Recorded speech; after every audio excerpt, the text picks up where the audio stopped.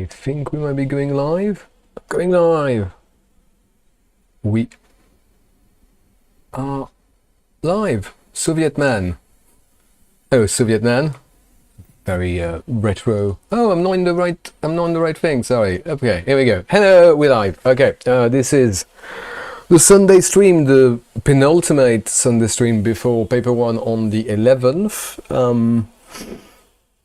Someone was asking about more trace tables. That's really kind of paper 2 territory for most of it. So I thought we could have got a assembly, like the AQA assembly trace table. I think that's a good one to trace because also you can see the like, you know, you get to learn this kind of a instruction set. Well, not learn it because it will give it with you, but let me see. All right, let me see. What are we doing? Okay. I should have prepared this a little bit. No, I've got it here, right? So that's the AQA assembly language. Ooh. I believe they have the... Oh yeah, that's kind of a slightly advanced thing. This is the stuff you get on the exam. They give you like the assembly language operations, what they do. This one's a little bit better because it does indirect addressing, without which effectively the mini AQA language is not Turing complete, which makes it very awkward. Let me just go somewhere. I also have my recent, open recent, target clear. Okay, that's target clear here.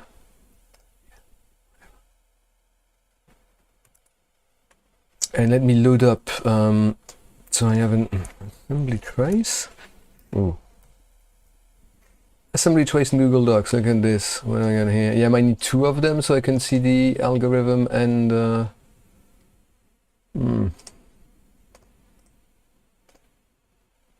duplicate the tab, put that like over there, and then maybe put this guy. I need to look under my webcam. Over here, the right side of the screen. No, the other right. Every time. Yeah, so the bracket. Do you guys want to do the brackets? I can do the brackets. I've been dreading the brackets because I think I've like prepared, like at least I've tried 3 times doing the brackets, then I split it. So I've got a video that I've recorded but not published on how to do the validation of the brackets. That takes a lot of time if you want to actually use the regex to do it properly. But a lot of the, you know, you can also take the view that the spec tells you assume things will be, you know, matching and stuff. The bracket task is quite difficult, Mouse Phantom, you're absolutely right. I don't think the brackets, I think I was saying that in a comment or something. I think the way they've architected was this is a diff. We don't want a diff. Original.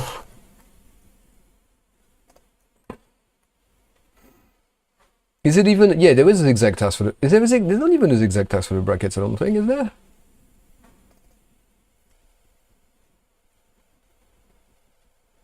Brackets. Okay. Brah.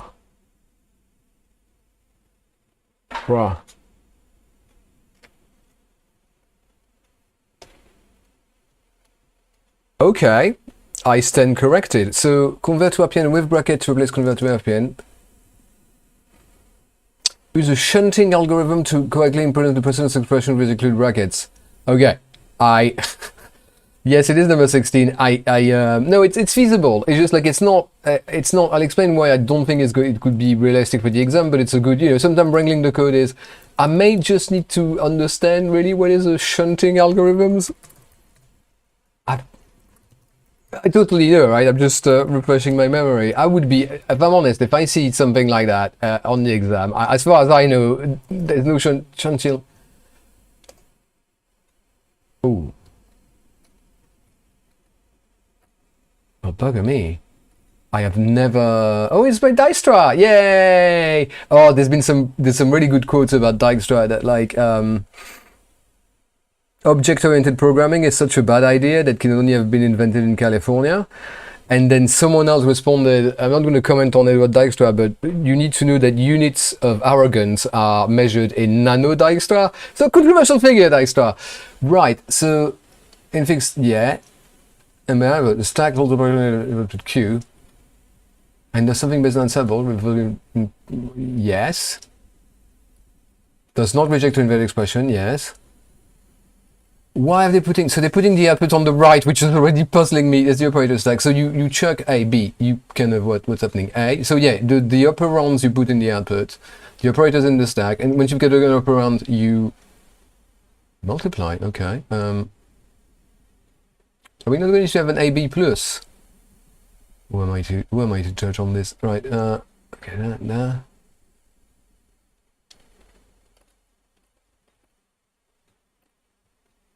Okay, where's the rules? Yeah, operator precedence parsing.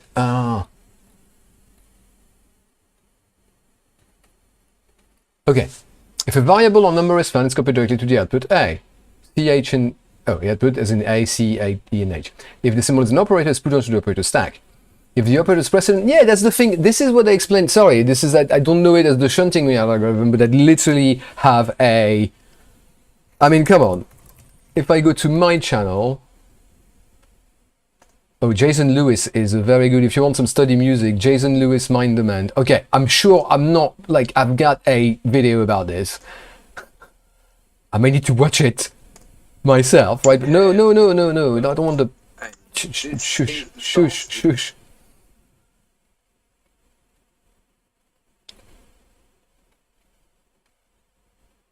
Yeah, I think... Is it not in the stack thing? Because it's easy because I use Jesus. Here's how I keep track.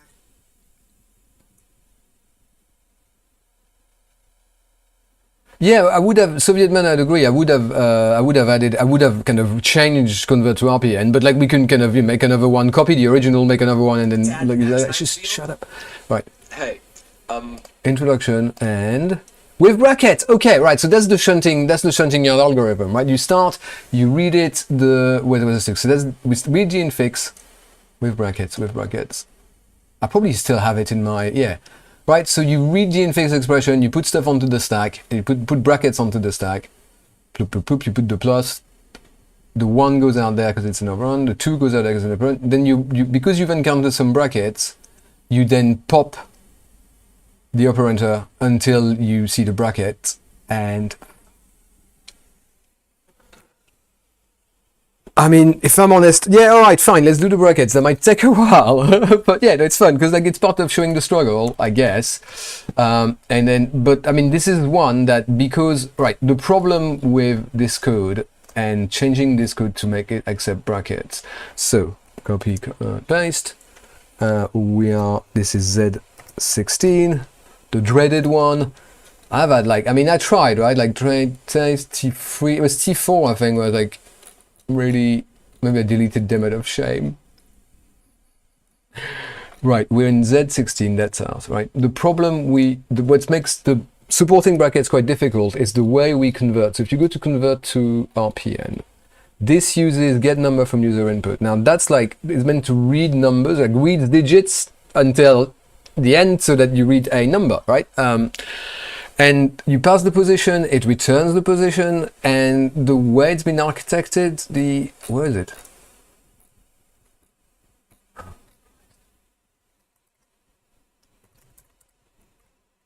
Get number.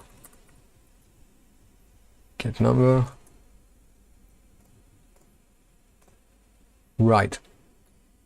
And let me just kind of fold this. Okay, so those are the ones, there's the evaluations in the middle, but those are the ones, the random suggestions one. I'll have to look at this one. Oh, the random suggestions, you mean like the solver where you suggest, like you randomly find the possibility, or stochastically, I suppose, okay, so just back to the brackets, right? The problem we have is that the way this works, in particular, the fact that you still position +1, here, and that's why the operator, so if it's not a user, right, and then you immediately yeah,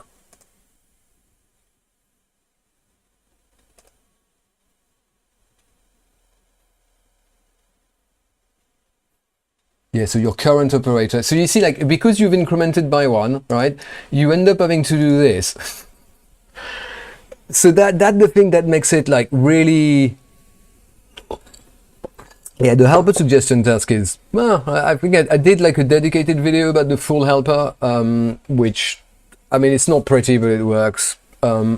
but also we did it in the stream, I think the stream last week. All right, so kind of, okay, brackets. We might do this, we might not. I don't know. Check valid operators and check if user input is valid to the regular expression. Valid operator. Ooh. There's a check valid operator. No one tells me anything. No, okay, there's no check valid operator.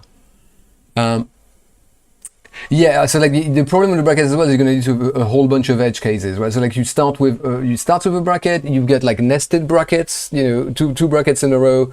It ends with a bracket. So once you've done the main thing, like because +1 -1, but yeah, okay, we'll design some. We'll try with their test case, which is, to be fair, they kind of put a bracket first, and then we'll worry about, and then we'll see if it passes, like 3 + 2 multiply, like this expression backwards, because it's possible to write code that will successfully handle this, but not the other one, because it's parsing text, it's a nightmare. Right, so we have convert to RPN and get number from user input, with which I have a bone to pick. I'm gonna do straight in there, right? But like I might kind of. Okay, that's how you create a new method that replaces it. I think they're trying to steer you to be fair. Okay, we're gonna keep this because like it'd be good to keep this not broken, so that we could figure out how it works. Kind of use it. Because most of the logic obviously in here, but not this, right? Convert to RPN with brackets, user input. So yeah, that's the problem you're gonna have. The stack should handle nested. Yeah, the stack should handle nested bracket. You're right. If you use the stack correctly, it will. The problem you have when it starts, the Soviet man was saying, right? Like it starts first. The way convert to RPN is done, and there's a place like this as well. Even like here, right? We reinitialize, kind of the numbers allowed and the targets and so on. But like numbers allowed comes in before we kind of run play game. So the first time we do it outside, and then it becomes we use fill numbers. So it's this kind of stuff. It's kind of like edge case of the initialization, the first thing in a loop, the first thing you encounter when you expect to maybe encounter several of them. Well, okay, yeah, we're gonna chill for a minute. I had run out of calls to GitHub Copilot's help basically, and so I didn't notice that I didn't need to disable it anymore. Yeah, disable. And thank you. No, we don't want that. Like this is really something that like it's kind of like it's something that generative AI is not going to work for this, because so much like off by one, in by one. I mean, I don't think that generative AI works very well for code anyway. Right. So the thing is that we might encounter a bracket first. So in terms of where we meet them in the string, right? Like where we expect to get an operand, a number. So typically the beginning of the expression, right? We may have any number of brackets. And then where we would have expected to find an operator, we may find a close brackets. So the place get number from user input like has the reading head, like the position read head, in a place where you'd expect to be a number, which means that here this could be a bracket, right? So they're telling us not to change get number from user input, which I think is probably the safe option, because like this is such a pile of crap that like you might as well work with it with its weird idiosyncrasy of kind of messing up the position. Remember, like it's not, you give it the position, it returns the position, you can then like change this. So I wouldn't do that, because we do this here as well. I would probably do something like position equal position -1. So this is where having breakpoints and tracing what the heck is going on is important. So we'll want to have this, except I'm going to call operators stack instead, because that's the stack, right? And I really wish I had, because I did this video about the logic, the sorting yard, whatever, shunting algorithm so long ago, I kind of don't have it out of my head. This is stuff that, I mean, okay, Dijkstra, I could probably like do it, because I kind of do it a couple of times a year, but this is something like, all right, I need to kind of refresh my memory, the conversion business. Geeks for Geeks is a good explainer on this. I think it's the one I use in the video. All right, so we're here. At position 0, we might have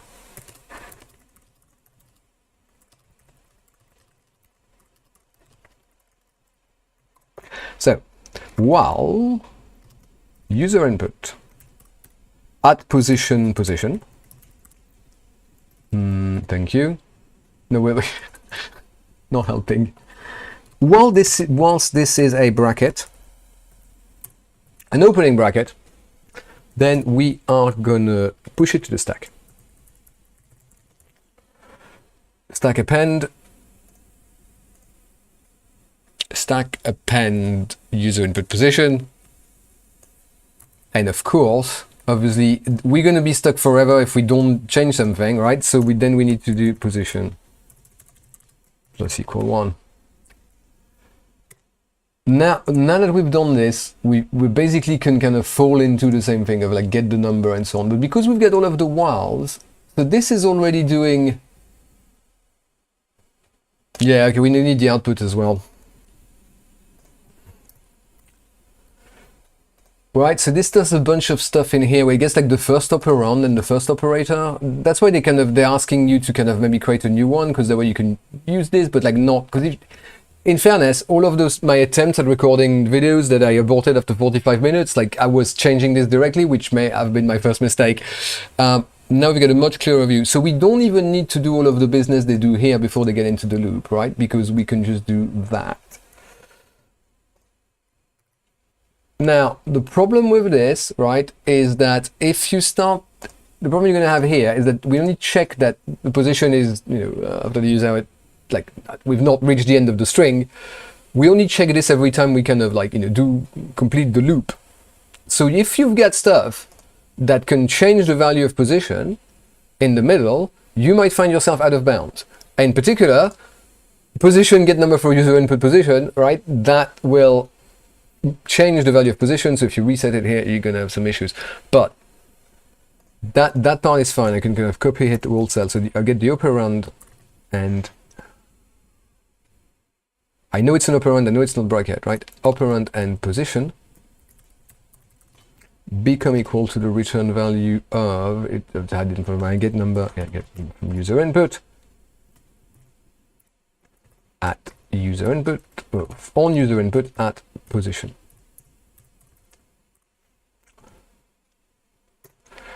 The Christ, let me just I'm really bad with this Yunding chart. Right, here it is. Okay, we can edit as well. That's going to be easier to read. Cool. Okay, now I don't really need the actual file. Right, so encounter, as long as we're going to parentheses, they go into the stack. This goes straight into the output. And that, guess that. Because it's the first operand, we don't expect a closing. Well, it could have a closing bracket, right? Because technically, bracket 1 is something, yeah, it's thing. Anyway, so, okay.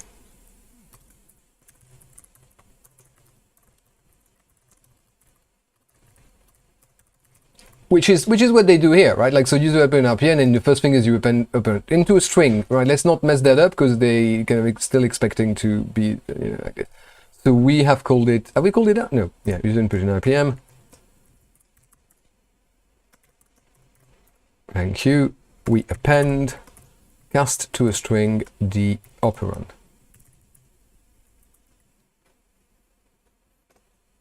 And we're gonna move this here. Okay, so I have done this. Now position at this stage is in a weird place because, well, let's kind of trace it by hand, right? I'm going, hey, more digits, da, da, da. So number is nothing, more digits equal to one small digit. So we go in there, we find it, we put the first digits in there, and then we increment position, right? And we're not at the end, so that's fine. The number, we then loop again. This one will fail, so no more digit, but then we increment position. Now, what I would, if I designed that correctly, I would only increment position when I've actually read something from the user input and then put it in a number because the read head has moved. But here, we're going to say more digit false and then we increment position. And then we've got all of this kind of condition. If we obviously don't return something, we always return position, we return -1 if we couldn't identify a number. So this is annoying because instead of like, that should really raise an exception. Actually, I might make it with an exception.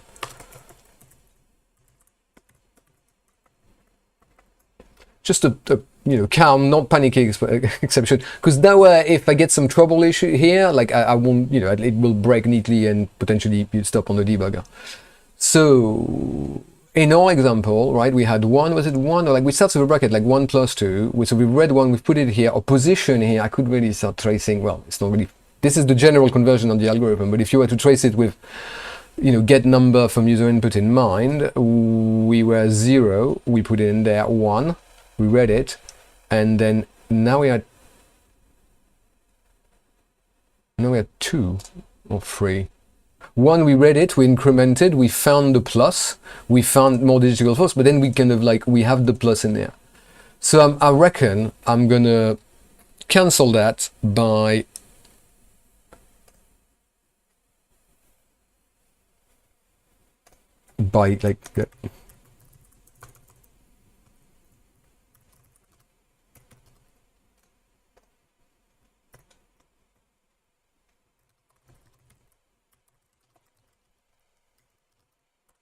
GN3, as I call it,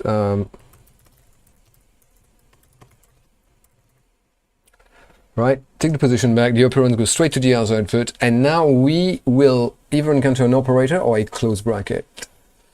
So again, while user input at position, at index position, once this is equal to a closing bracket, what we gonna do?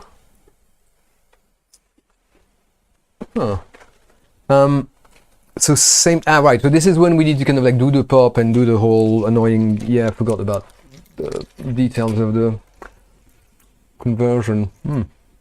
Not like that though.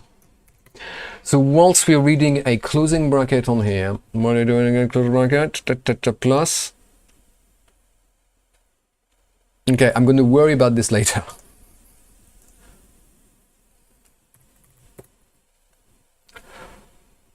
Yeah, so the marks, I mean, there's like 2 small ones, 2 big ones, right? I think they'll ask you 2 small questions and 2 big questions. So I reckon that supporting, what was the one, quit the game, that's a legit one. Supporting spaces, that's a legit one. Some little kind of improvements that don't really use the core of the functionality. And then for the kind of big ones, it will probably touch some of the, messing on with the list of targets. So you could have something like, hey, if the user enters a pack, it will repack all of the target list to the back. The problem with this is that to test it, they would have to give you a fairly consequent test.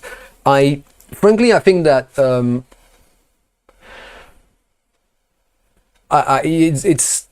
even if we knew exactly what questions they would ask, right, we would still need kind of, all of the questions cover enough of the knowledge of the code base, so you kind of still need to prepare for everything. But it's good to see, so that you can recognize stuff when it first comes in, the 4 questions on section D, and say, oh, that I know how to do this one, this one's going to be kind of like this, and then, well, that one I'll leave it if I've got time, but so far that doesn't look like something I can solve off the top of my head. No, I've already solved in the past, so sort this out later. But assuming we don't encounter a closing bracket, but encounter a plus here, we're going to push the operator to the stack.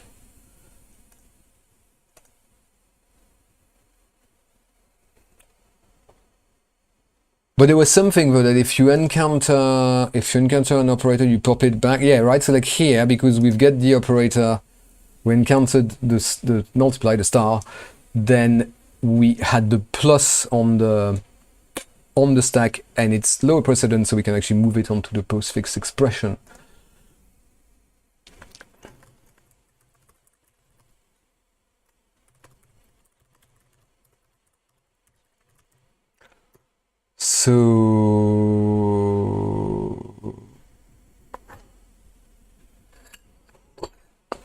Well, yeah. So we've done that's a save. A save could be an option. Certainly, kind of file handling. I don't know if there's been. I mean, there has been file handling in there's been file handling in the skeleton before. Technically it's covered on the spec, and is it 15? 15 is kind of asks you to basically serialize and not build, but read those big strings, 26 character strings that save the state of the game. So that would be a really good way of, once you get this logic. But again, you know, if Zigzag hadn't thought about this, I don't think either of us, James, would have thought about. Is it James? No, it's not James. No. Would have thought about perhaps this one, but yeah, I think for the last one, that one of the big ones, I can believe that. All right, so converting to brackets, whatever. So this is where we have to look at the precedence. It was yes, precedence is here, right? So if let's do current operator, right? Current operator.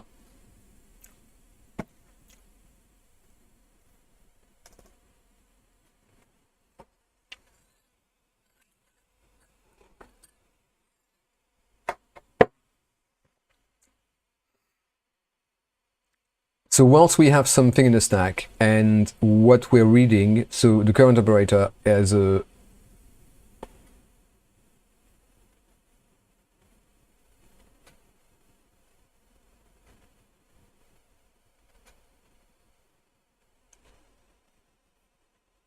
okay, so if the equal, so that's that, you know, that could have been I understand how the precedence.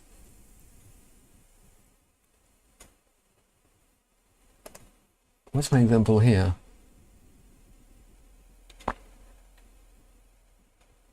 So if the star, if whatever reading, the current operator has got a higher precedence.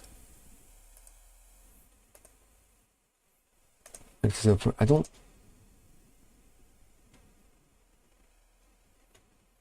I mean, we need to have a stack, right? So current operator is equal to let's read the current operator. So let's use actually, we are going to need to, of course, position plus equal 1, and read this input at position.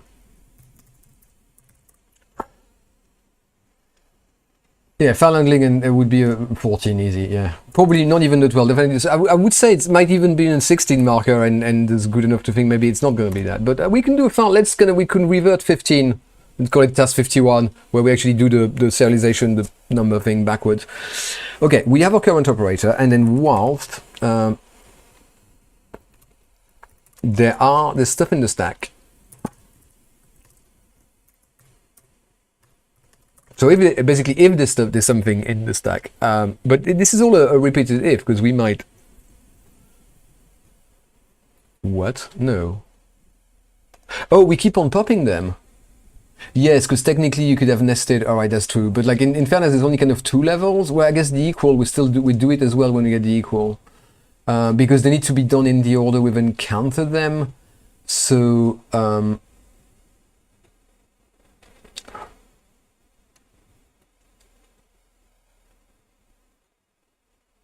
have the precedence is larger than the current operator. Then you pop it. So what I hear is add the plus, and well, the precedence is smaller than the current operator.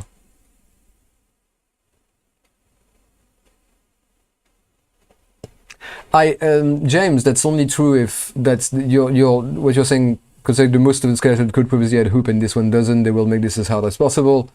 I mean, that's assuming that hoop is hard, which frankly, just because hoop is new, it's not necessarily the case, right? It's about they just need to evaluate the whole specification every 5 years. And it's true, they've not done any regular expression in code as far as I know. So, yeah, definitely there's stuff in there like kind of expression, evaluation, conversion, and regex, and there's definitely, yeah, it's definitely going to be, I mean, it'd be silly not to make use of this. To be fair, I've never seen the previous one, the symbol puzzle from last year, so I don't even know what's going on. Where were we? Converting. Well, so while the length of the stack is equal to 0, I just don't understand this precedence thing.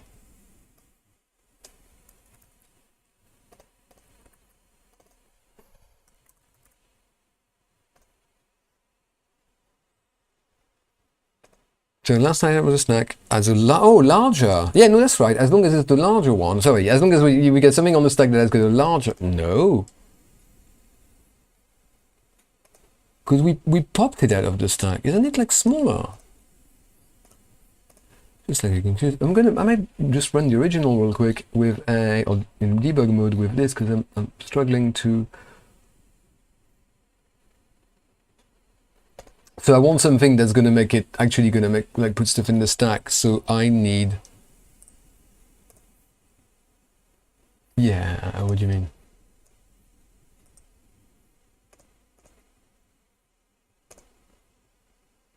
Oh, that's the trace. So I don't know. No, there's a trace. Yeah, no brackets.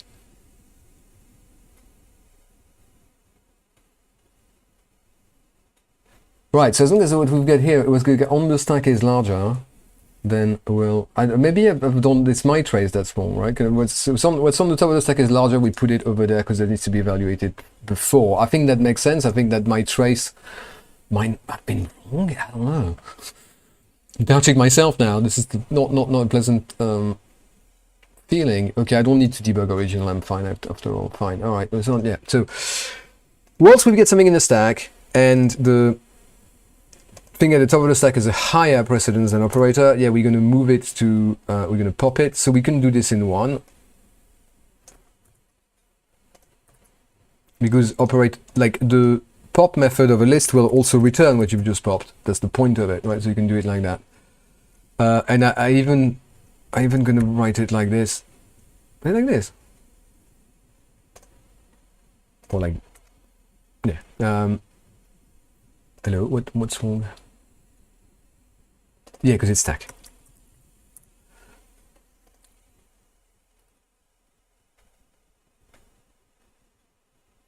So there's a while here because we might have like several operators queues that will need to kind of get moved and popped and moved onto the output. And once we have done this, we will append to the stack, right? Just like it does over here. Yeah, operators append. No, it's a stack append, operators.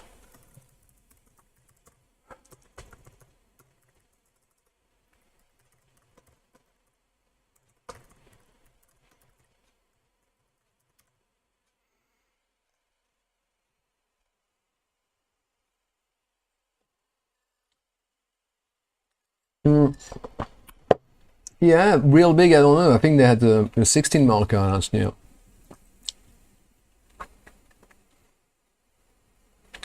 I think, yeah, there might be like 5 could be like quit or accept exponents. I don't know. This is like a speculation. Stack append current operator. So that takes part of the regular conversion. And then what's this else? Right, so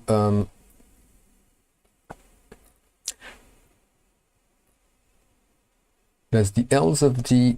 Oh, it does this. That's interesting. I've not done this.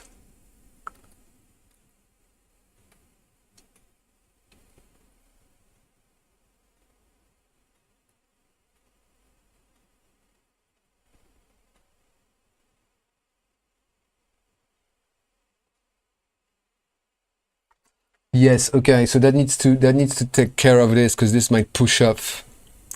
Yeah, we kind of need we need to test for this because position might have ended at the end.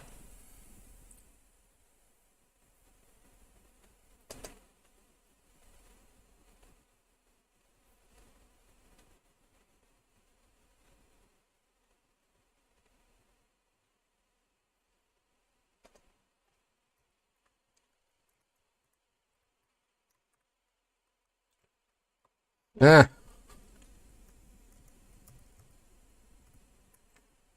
Da da da. So what we've done is that we have changed position. We kind of take it back, but like this could have taken to the last operand. So we don't want to do this if we already kind of passed the end. Otherwise, we're going to have out of bound error.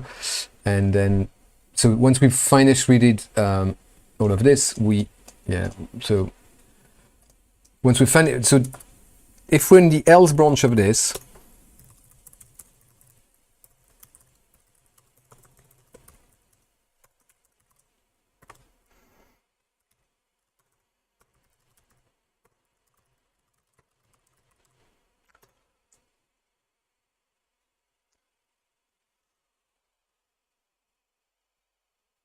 yeah.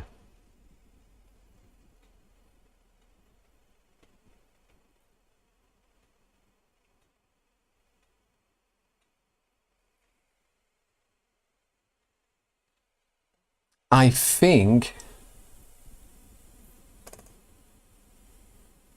There's no such thing. There's no check valid operator in the code.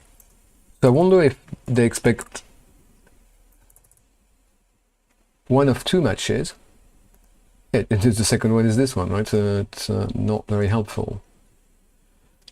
But it's true that if we had a check valid operator, I mean, that's like, it's in the list of operators, right? Or it's in the keys of the list of precedents, but is valid operator will allow us to distinguish. I mean, it's either that or bracket. So I think the bracket is not too...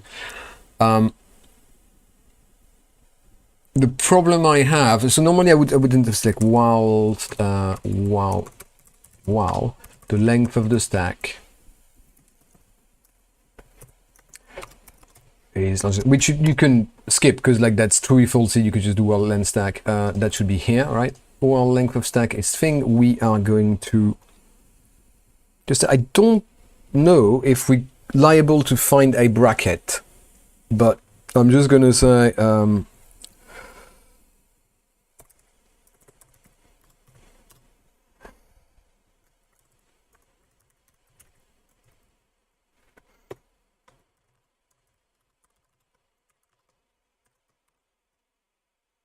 just in case. In particular, I kind of like,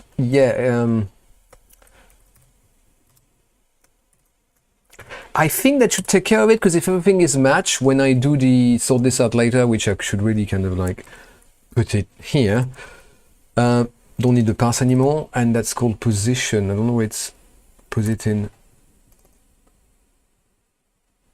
Surprised it wasn't grayed out. Is there a posit in use anywhere?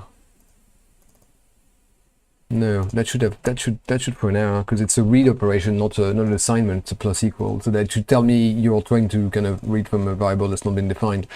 I mean, in the colors of VS Code, right? The so in here, yeah. So normally when in here, I'm gonna also take care of anything. You know, I'm not gonna worry about this there. And then I'm even going to just simply do user input in RPN append stack pop appned. Okay, what else I need to do? Are we kind of, well, obviously return the stuff, and then at the end of this, I am not holding my breath as to it working, but let's just, we're gonna need to change some validation functions. Yeah.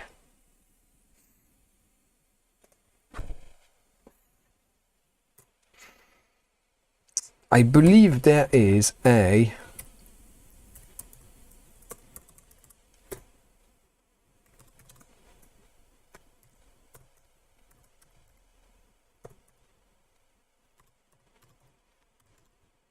how am I doing?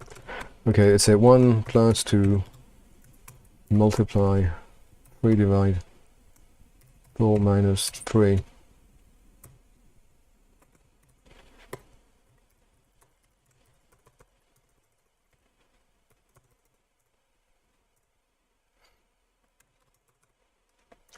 No brackets is equal to each character for character in S if character is not in the list, open bracket, close bracket, close bracket, and no brackets is. Okay, so that's almost this. I want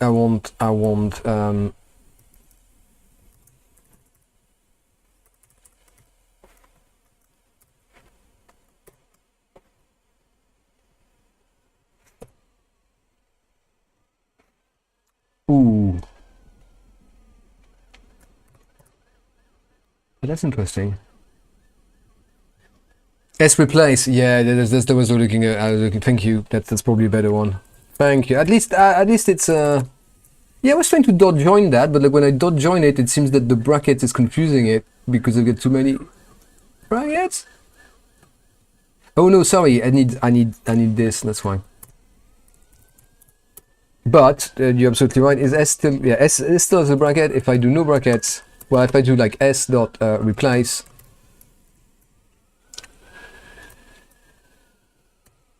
So the open bracket with nothing.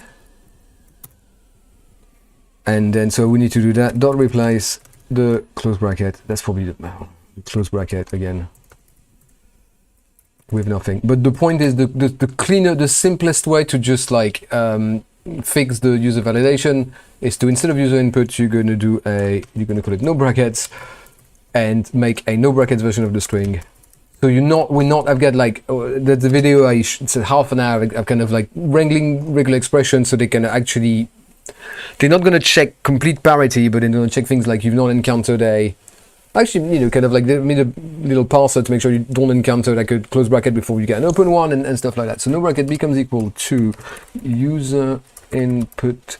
So this S has not been touched, right? S replace will return stuff. So it's user input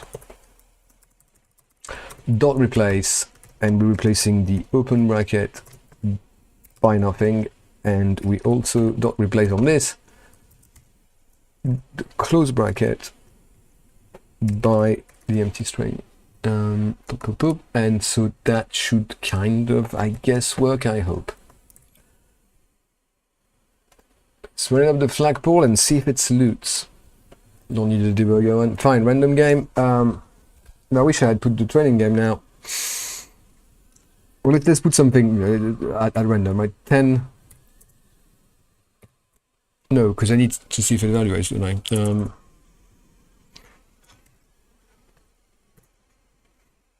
Training game, we know and love. So if I have brackets, what can I do in this that's interesting? 3 plus 2 is 5. It's very helpful. 3 plus 2 times 8, 5 times 8, 40, I'll never 40.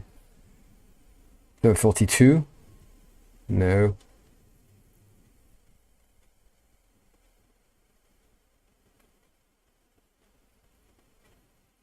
Yeah, obviously, well, better. I mean, like in the context, better for a real game. Obviously, you want to validate the expression correctly, but for the point of view of a skeleton program for AQA's evaluation, yeah. So, is it this one? Yeah, they've actually. Sorry, yeah, you're right. That's the whole point. This is not coming in a vacuum. So they did say 8 plus 2 times. Yeah, okay, we'll do that. I'm happy with this. 8 plus 2. No, in the right window. Thank you, Soviet man. Multiply 2 plus 3 without brackets. Boom! See, I'm glad. Cool. Now, what's great about this is that I don't even need to put a breakpoint. If I run it in debug mode, we don't want this. Don't do the Z13 result from last week. Run in debug. It's gonna kind of like catch. It's gonna kind of breakpoint onto exceptions by default, so we'll get to see how we got there.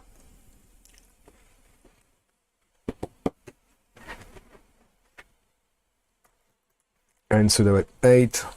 I'm gonna 8 plus 2 times 2 plus 3. Yes, okay, 23. I'm going for 23.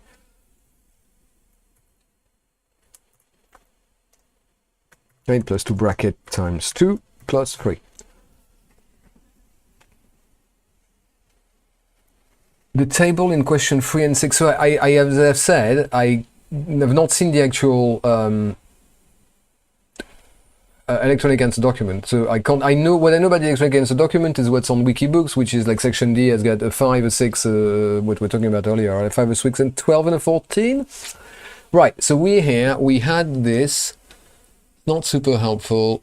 The call stack. Let's kind of go back up to the call stack. So we went into call from user input from here. At position 0. Ooh. Oh, of course. Yeah, sorry. I just forgot. Okay, so this one, right, will need to become... yeah,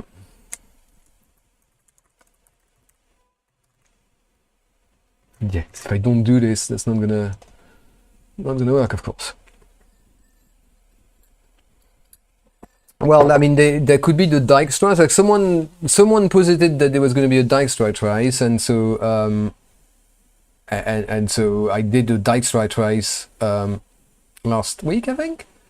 But I want to do an assembly trace. Yeah, on the second hour we can do the assembly trace because trace tables are also seems to be stressing students needlessly. Right. Okay. So we're back to 8 plus 2 multiply 2 plus 3. Oh, well, at least key error. Okay. Well, let's run it with the automatic raise exception breakpoint. If it's on, you actually quite right, because it can't be an assembly trace table. I want to do an assembly trace table, but it can't be an assembly trace table because this would be on paper 2. And if it's on section A of paper 1, yeah, it's going to be a Turing machine or a finite state. Yeah. Fun times. 10 days to go.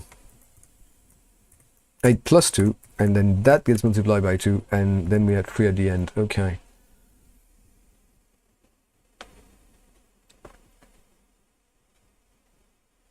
Oh yeah, of course, because I haven't sorted this out at all.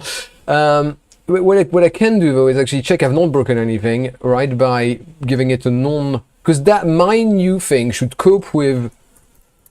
So what's our classic, right? 512 divide 2, no, divide 8, so that's 64 plus 2. No, plus 4, plus 2 plus 2. Yes, okay, that was this guy. Well, but then again, I think I'm doing that kind of decrementing that position that is kind of yeah, it's causing trouble. Okay, so let's go there first, because I need to regression, right? I need to make sure that I'm not breaking the existing code. So my new convert user input with brackets, whatever the new one we wrote, should still be able to cope with and handle correctly. Cope, big word, with regular plain non-bracket RPN. So more digits equal false because the user input was in there. The position is 4. Position is 4. Number is nothing. Maybe we're not meant to. Sorry, we got called into. We convert to RPN with bracket. We did that first call to. No, that is the first call. The operand is 512. We've got that. The position is 3. 0, 1, 2, 3. Oh. Maybe I'm like. Maybe I've messed this up. I feel like it. No. Oh, it came in with position 3, and now position is. We don't know because it crashed in the middle of this, obviously. Yes, okay, right. So it's not, the problem is not, this is like literally problem in the first call to get number. Well, it's very awkward. At least it's not the end of the, string. So we went here with position 3, and so when we called this, I think this might be the second one actually, because we came into this 0, 1, 2, 3.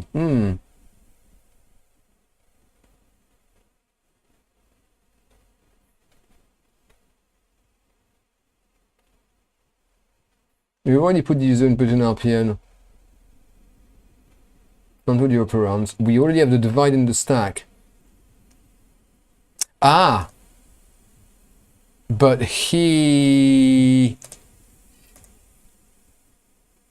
right, so whichever way, sorry, we also need to increment position because we have read an operator, so this position is to be incremented here. That's why it's breaking.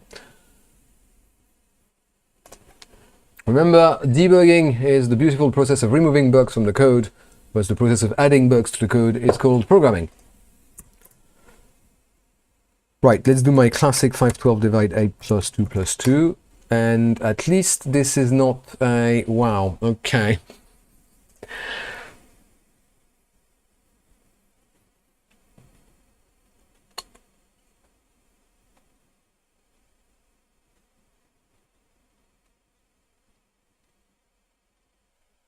Do they have column headers in the tables in the EAD, or is it just a table? Because I feel like if they had column headers, that would be kind of like very helpful. Have I? No. This is my good friend the training game that's going to break here, because... Okay, what's happening here? So we're in position 8. 0, 1, 2, 3, 4... 0, 1, 2, 3, 4, 5, 6, 7, 8.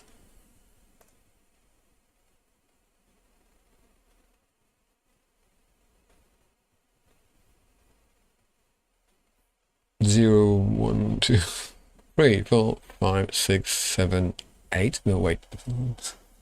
3, 4, 5, 6, 7. There's a problem there. There's no. Yes. What's in the current operator is a 2. We get a bit of an issue.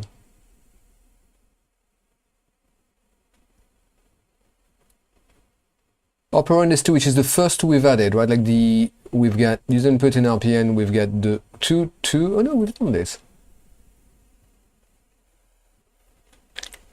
All right. So you know what? I might put a breakpoint here so we see every call of this, not just the one that breaks.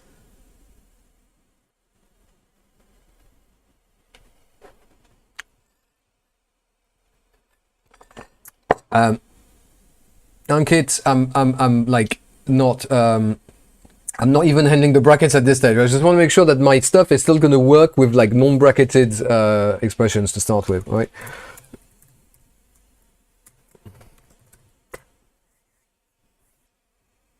Okay, so we start position 3 because we've just read 5, 12. I'm very happy. We don't have anything in the stack, so we skip straight over that one. Then we have divide in the stack, but we have a plus here, so that means we need to kind of put it onto the user input in RPN, and right, that's gonna let's put the divide in here. Now we have the current operator plus, which is here. There's nothing to the stack, so we're gonna append it. Oh, okay, no, that's the problem. I know what the problem is. Right. I think I want to increment the position. No, yeah. No. No, it doesn't matter. Doesn't matter. I was literally about to put it here. All right. No, of course. Okay, what's going on here? Position is 5. 0, 1, 2, 3, 4, 5. Right. Fair enough. I've read this my current operator plus. There's nothing on the stack, so we skip this one. The plus is going to go on the stack. Now in position 7. So 3, 4, 5, 6, 7. The current operator is another plus, not the one we've got on the plus, because they're equal. Because they're equal, we are going to. So we're going to go into this, which is going to pop the plus and put it over there, because it was the first plus. The first plus need to be rated before the second plus. And then append the current operator to the stack. Yes, append the current operator to the stack. And increment to 0, 1, 2, 3, 4, 5, 6, 7. And increment and go to 8, yeah? And we're fine. And so we're back here. And now where's the current operator to 2? What were you talking about, man?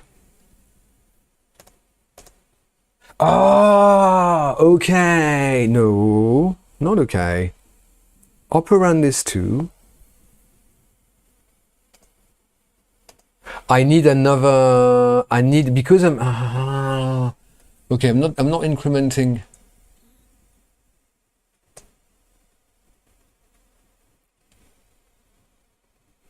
Okay, I know what's going on. I need to actually put this because it's the end of the. This is where the thing works because of the dumb like +1 in the position. You need to decrement the position after you've done that check, right, to make sure that it's still within that, and then you kind of backtrack.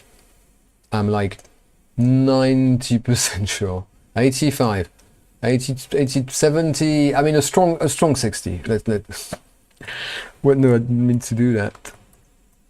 Meant to do this.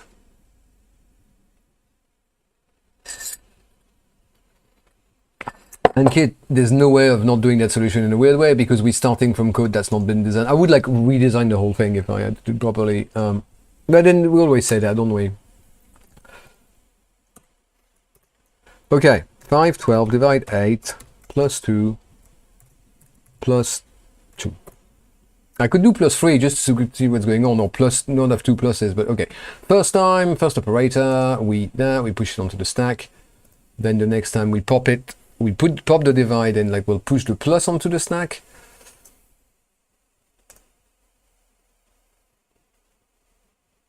position 7, position 8. Yeah, okay, that worked. Okay, phew. Right, so after almost an hour, my convert to RPN with brackets does the same as convert to RPN, but I'm juggling the position and I've got like kind of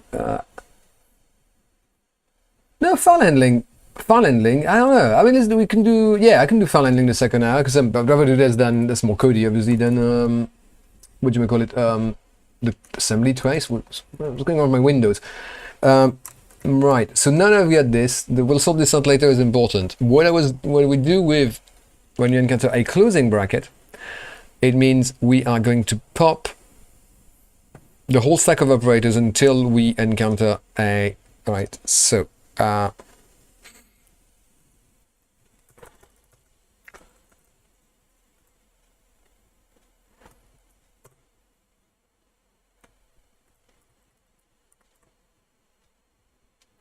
I'm going to say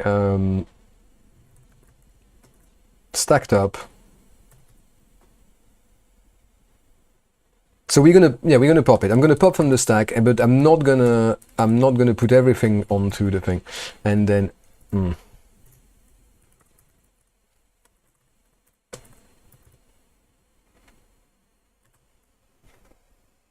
Well, stacked up is not equal to an opening bracket.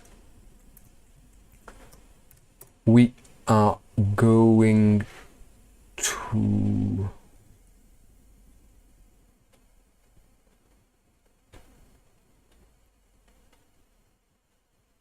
I want to put some more space to see what's going on. So this is something I want at the very end of this while loop, this position. Why?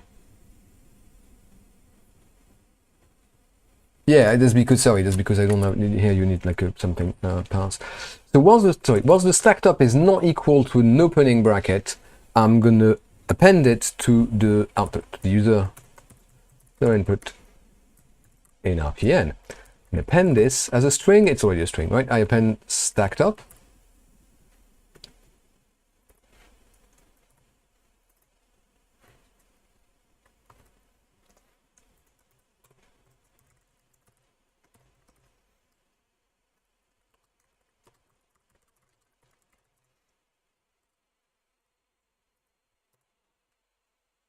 So this means that I'll, and then I'm going to position, I'm going to put it right here, right? Like, and then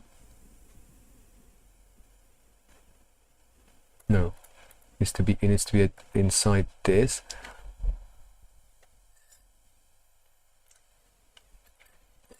Verify point OT, yeah, it would be, you're right. I think that they wouldn't kind of, just in case you can't remember what, like, do your file dot open. Is it file? No, is it just open? Right. See, case in point. By the way, do I have idle here? She have idle. Okay. So pro tip: in all of the, I mean, it's extremely likely there will be idle in the computer you're working in during the exam, right? Because you can't access the internet, you can't access, like, you can't access no one codes without, like, not necessarily Stack Overflow, but just like Google the documentation for the Python standard library. It's just kind of being human. You're not expected to hold all of this in your head. That's why I really encourage you, like, fire up a console and try things. But if you have idle available to you, I mean, what was it? Like, if I fire up idle, I was shown this to me by a kid that, like, was sitting it last year. Like, it was my sixth formers. Sam, the real Sam B. If you are here, if you're watching this, my thoughts are with you. He is doing, is it Imperial? No, it's King's, I think. Yeah, or King's or UCL, in University in London, doing computer science, obviously. And so in idle, you don't see it because this is not on the Mac, like the menu bars at the very top, but there's, like, is it help? Yeah, idle help. So there's idle help. If you go, there's an help menu, there's idle help. That's fine. But in the help menu, there's Python docs. Oh, and this opens, god damn it, this opens it in. Oh, that's okay. That's devious. Sometimes they will have, like, the Python documentation in idle without actually accessing to the internet. Now it seems to open just like a new tab. The general consensus on using Python built-in question, that's going to depend on the evoke. That's really going to depend on what the function is. and it's going to depend on who marks it. I'm not familiar enough. Like, I don't, it's the people that work at AQA. So there's people that marking, and then there's people that are kind of like benchmarking the marking. So they're making sure that, everyone marks relatively evenly and they catch mistakes and so on. But often you will see a mark. If you look at the mark scheme, look at my video on section D mark schemes, you will see a mark scheme that says, oh, there's an iteration or there's a data structure and so on. So if you use something like, a list comprehension or sorted, just to sort a list, this might not kind of showcase something that gives you the mark. If you can do it the hard way, that might be more safe. It's really going to depend on what is the... I don't understand. It makes me feel weirder. Depending on Australian games, yes, of course. Well, yeah, obviously, yes, OT. Thank you. I think hopefully everyone watching this will have come to that conclusion. That's the problem, because like a lot of unless they're completely deterministic, which I guess text adventure was that, but games will have an element of randomness, which means that it's kind of difficult to design test cases, and yet you get something where the randomness has been taken out. Where was I? I thought I had it. I thought like I just distracted myself. I don't know. Is this working? Oh no, we were testing it. That's the thing. Yeah, we were actually testing it. Really?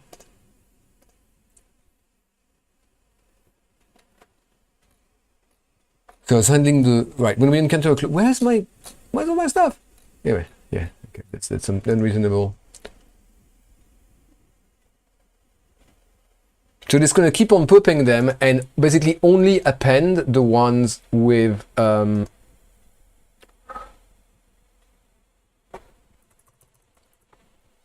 just so we're clear on what this does and what this doesn't loop infinitely. Anything we pop it, we read it. If it's not a bracket, it goes in there. If it's a bracket, we don't do anything with it, which means it will be popped out of the stack. Of course, we do that as long as they're opening brackets, and then we increment the position and we check now that, and we go back here to see whether we have if we might go in again if we have another close bracket if it's nested. What do they? Oh yeah, they would accept like a what you mean like a context manager. Yeah, all right. I mean, there's the skeleton code bracket question. It's not about the solution, right? It's about like how you get there and how you debug the thing, because it's almost like the outcome. It's not. I mean, it would reverse engineer, and there are more or less elegant ways to do it. But right, let's play a training game, and let's do this one with bracket, right? Which was 8 plus 2 to make 10, multiplied by 2 to make 20, plus 3 to make 23. Did I have a breakpoint? What's going on here? Am I 180? I thought this was disabled. What's going on here?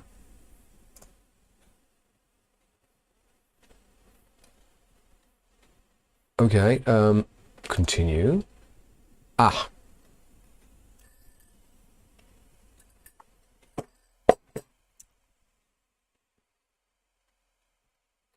Okay, fine. Let's do it the old way. I'm going to want to look at every time after we read an operand. I'm going to put in here, and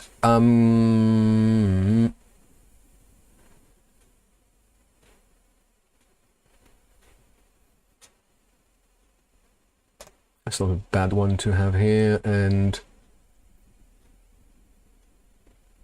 we're never going to hit the return because we got a break here, because I think, and maybe one as we kind of like yeah, we can always kind of like add some more on the fly. Yeah, open file, yeah.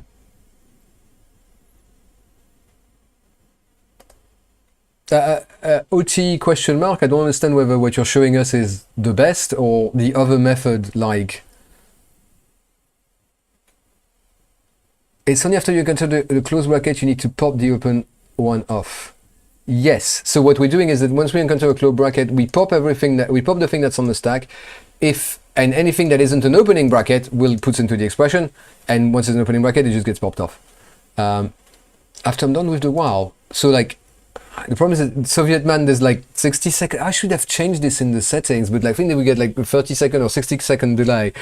Let me try this. Okay, 8 plus 2. 8, add shift on, multiply by 2 plus 3. Not with we don't do spaces. Spaces. Right, so position is 0, we have encountered a bracket, so let's just take we have done this. Yeah, so we append the user inputted position and we increment position. So we have this here, everyone's very happy. Now what one?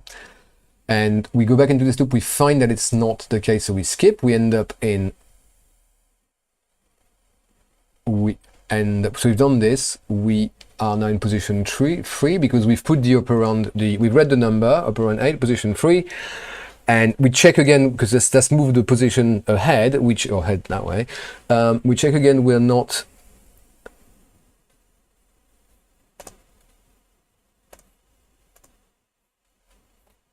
where is anything from right here? One thing at a time, okay. So far, I want to say so far so good, right? We're not at the close bracket, then this gets skipped. We're not encountering, what's our current operator is a plus. We've just, that's the problem. Yeah, okay, so that's the problem. So we need to neglect. How can I do that? Either I make them of 0. Yeah, I need to actually make them like basically have 0. Yeah, it's a bit annoying because it's not an operator, but like it needs to be handled like an operator and have a precedence, so we make sure they stay on the stack. I don't know. It says the only thing we left on the stack. It says, yeah. Okay, so let's do this again. Yes, I did forget. Well, all right, like first you forgot. Why don't you fix it for me then? If you can tell me what the problem is, you dumb machine. Oh, I fixed the wrong thing anyway. Yeah, okay, that's kind of helpful. We don't want it in here because we're not usually using this one anymore. In fact, I can probably comment it out. Just in here, we're going to want to have consider brackets have a precedence of 0. No operators, but they have a precedence. That's fair enough. Okay, the training game again, and bracket 8 plus 2 close bracket multiply 2 plus 3. Right. Position 0, we encounter a bracket, we get the precedence, there's nothing on the stack yet, because we are here. We are going to stack append any opening brackets that we find. So now we have it, we're at position. When we do it again, this time there's not a bracket, we go there. We have read the number, that's incremented the position. Now this is where I leave it, it's kind of at 3. For the check, we want it at 3, so it's like 0, 1, 2, 3, so it's kind of like 1 ahead. Immediately I take it back and check that it's not a closing bracket. So now position's back to 2. And then is it a closing bracket? No, we're going to skip all of that. This is the comparison, right? And this is where now brackets have a precedence of 0, so we're fine. We are back here checking the position. Position is 5, but it gets, again, clicked back to 4. Oh, is this, what's happening? What? I might be stuck in some kind of infinite loop. Infinite loop. Oh, sorry, I need to do, so let's say we're not going to have a closing bracket with an empty stack, but we can't keep doing this. We also need stack. You can do like stack, right? Sorry, length. Well, I think stack is not the empty list, right? That just means that's like whilst we have a stack. But if you want to be precious about it, if you want to be explicit, so this is the kind of thing. It's not so much Python function as like Python idiosyncrasies.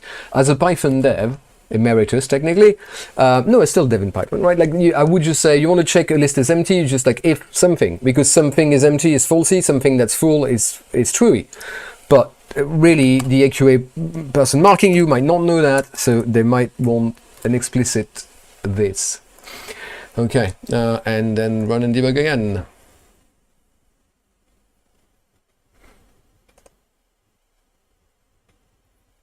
Operator -1, operators -1 is different. Yes, but Soviet man, the reason, so that's the point. Pop, I've already changed this. No, you're talking about where's the while? Okay. Yeah, whilst it's an opening bracket. Oh, was the stack was the stack top, right? So what I do, you're looking at the stack. You've not changed the stack. What I do when I do this changes the top of the stack. So my last bracket, this is what I was trying to stress, right?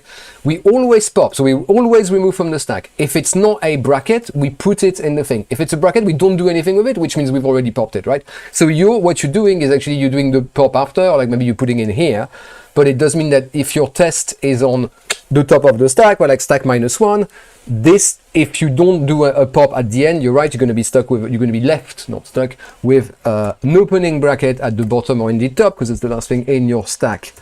So Vietman, we're good. That's not flawed. There's no right and wrong way to do this, but I would say what we're doing here, what I'm doing is like, we know that whatever we do, if we're at this stage, we encounter this, ditto if we're at the list of the, at the end of the thing, right? But this is important because we need to test it. This will kind of just like plunk them all onto the output, pop them all, put them onto the output. That's fine. But here we need to test it. So if we're going to need to test it and we don't want it to keep on top, right? I'm going to remove it from the stack first, pop it, and then I've got the object to test. I test that object. This would be something I append, but if I don't go into that branch, it gets thrown away. Yes, yeah, the Zen of Python. I'll show this like, well, not on first or second day, or even in JCSE. So this is on the stream.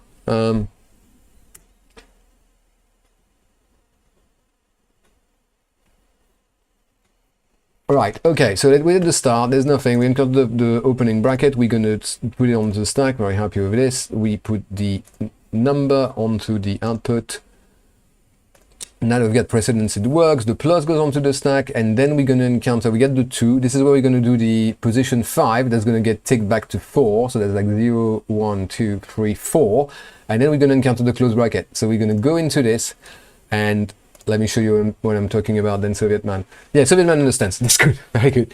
I hope the others do, because I think that, yeah, this is the kind of thing that, you know, if you're already just at that level, it means, you know, it's a good problem to have, I want to say, because, like, you start encountering this thing when you've managed to do everything right, but, like, oh, at the bottom, why do I have an extra bracket? So, we have encountered, we have read our first close bracket. We have this is true, right? Because position is 4, and that's 0, 1, 2, 3, 4. So it's going to go in there and then like pop it. So we pop the plus and it's stacked up. Strack. Oh man, slightly undermined my effect. Okay, so I'm going to just like... going to leave those in and remove the others. Ooh.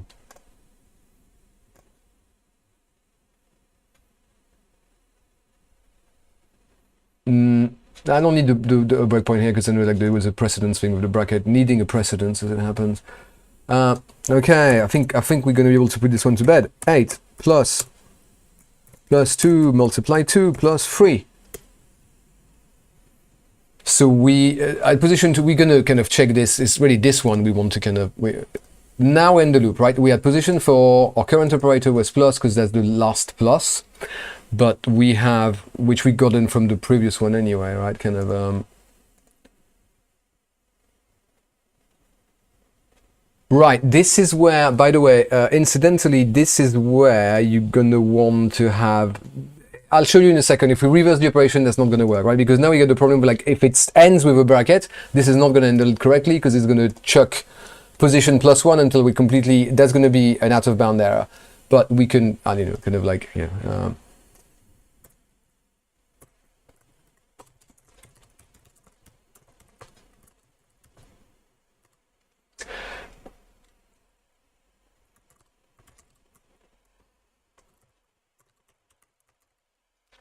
This will throw an error in a minute when I show you what I mean. I really hope I'm proving right. Okay, so we're popping the top of the stack, which we haven't done yet, right? The breakpoint stops before the line, and that's going to run again. Well, no, because the next time, well, let's kind of go in here.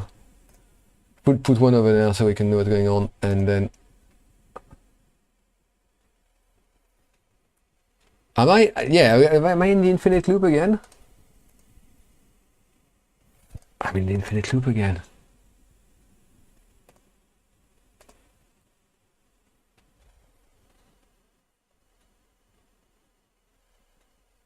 Of course, we don't, this doesn't do anything because yes, we need to change stacked up.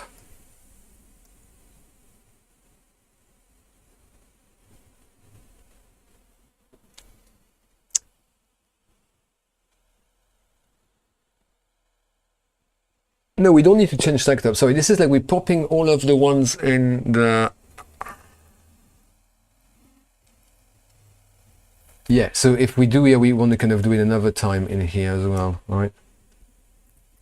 So we need to actually pop, and yeah, this is that what, I don't know if this is what you meant, but like you do need the stack pop in here if we get more than one, because of course otherwise we're testing on the same thing, and that's where my infinite loops comes from. Okay, so you know, that hadn't been a while. Usually it's kind of, yeah, usually kind of an infinite loop. Infinite recursion, or like kind of like blowing up the depth of call stack, that happens, I will confess. But infinite loop, blast from the past. Okay, we're happy with this. 8 plus 2 plus plus, convert to RPN is not what you mean. Ah, of course, because we've commented it out. But that's a good sign. It means we kind of exited the function and we're fine. Oh, because we moved the numbers using this one, right? Fair enough. Well, I might, you know what, I'm just going to uncomment it, and then, you know, it's only going to be used so at least I've not changed it. Okay, let's do it again. This is good content, right? Everyone loves the brackets problem. Okay, where am I? Yes.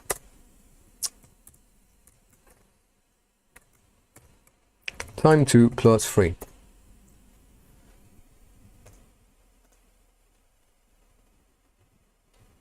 So we still have a let's not get the right. So that's because because convert to RPN is gonna go. It's okay. So I think it needs a silent break rather than written expression. I was being silly here. So this is actually a kind of case that will be encountered because I don't even know why, but like at the end, I went because in there of position. Didn't go with position 0. Oh yeah, so we get some more problems, right? Because suddenly your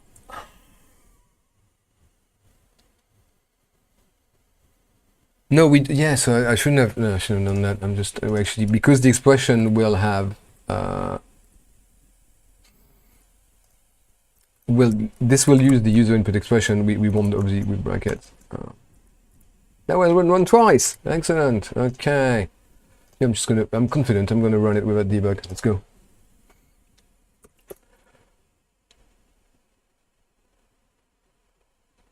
Yes, so the problem is that you could Ankit, you're absolutely right, and I would do that. Well, I could, you know, I like this approach, but you need to be ready to do this any number of times, potentially infinitely, and suddenly you're talking about recursion, and because of complicated reasons that I don't necessarily agree with, seems to be scaring the people who design educational programs in the UK and arguably beyond. Then, you know, it's not even, it's, you know, like I see GCSE kids doing recursion spontaneously because it's the best way to do input validation, right? You could call the function again, it's a flowchart thing, but no, we can't, like, oh, it's too complicated for the kids. Anyway, don't get me started on, yeah, sorry. Right, this one should work. I want to show you, yeah, cool, right? I've cleared it, it's fine. Now, if I don't have another one, but it doesn't really matter because I want to show the bug. So if I do 3 plus 2 multiply bracket 8 plus 2. Oh, that's because it's not, I've done non-multiply, I've done a percent, which has broken it. 3 plus 2 multiply bracket 8 plus 2 close bracket. Ha! Ha! Do you know what? Like line 195, right? Like, I think I absolutely called it. Oh, no, 195. I was expecting that it's an evaluate. Oh, that's interesting. Okay, so I think instead of breaking, it actually adds it to the user input in RPN, and this one doesn't know how to deal with it. So I'm gonna need I guess I'm gonna need a breakpoint anyway, right? Like just coming in, see what we call that with, and then I want something. So I really thought this one was gonna throw an error, so maybe not, but I'm gonna want this one. I need to put some watch expressions, I think. I'm only really interested in this one for like when, you know, position equal, like the very last one, right? Like so it's 7 or 8 or whatever we're working from. Yes. Okay, so backwards is 3 plus 2 multiply open bracket 8 plus 2, or 2 plus 8 if you really want to flip it. Okay, current operator is current operator. Obviously, what's the current operator? Current operator, we do plus the star, a bracket, which we're going to put on the stack, and still a bracket. 3, 2, minus 1. Oh, I should have paid more attention. We got a problem here. We have a problem here because it looks like we handle brackets at the beginning. We don't. It's not even my problem. Is not even it ends with the bracket. My problem is that it starts with a bracket. The bracket that starts the bracket expression doesn't start at the beginning. So it reads the 2, it read the 3, and then it like took a haircut and died by -1. And that -1, I know I should have had the ha, because like having this right. So I'm gonna want to put a breakpoint on this. Evaluate. Come on. Yeah. We shouldn't. I mean, like, I'm really curious as to in what circumstances, because this is so annoying. They shouldn't break silently. It doesn't break. It's the thing. It's silent, returns a -1, and because that could -1 is a number, right? You can do maths on it. This might be a bit of an issue. Yeah, and this is going to completely collapse at evaluation, right? Presumably. List index out of range because bracket 0 is not in, and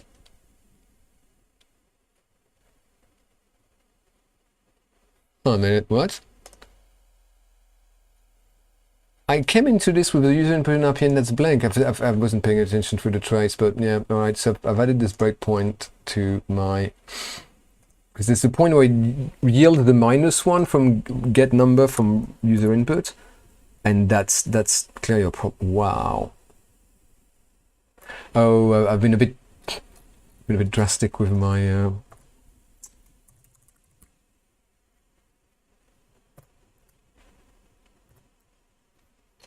bit drastic with my changes here. Okay.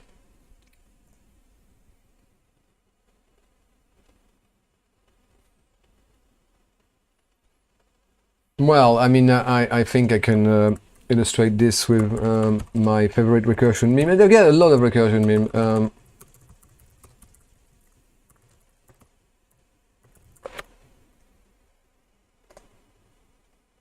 Here we go. This is Katie Booman, Dr. Booman at the another lame recursion meme. So this was I've got this, and this is a video I was doing the talk for my year 7s. This is when they made the first image of a black hole, and so they kind of got a bunch of radio telescopes, and not only radio telescopes arrays on mountain tops, but a bunch of those throughout the world, basically making a radio telescope the size of Earth to take a picture of this black hole that's like really, really far away. And she's the first person that's actually seen the image rendered, like using code, and but also that's a really way of kind of illustrating recursion. Whatever. Okay, let's not get distracted.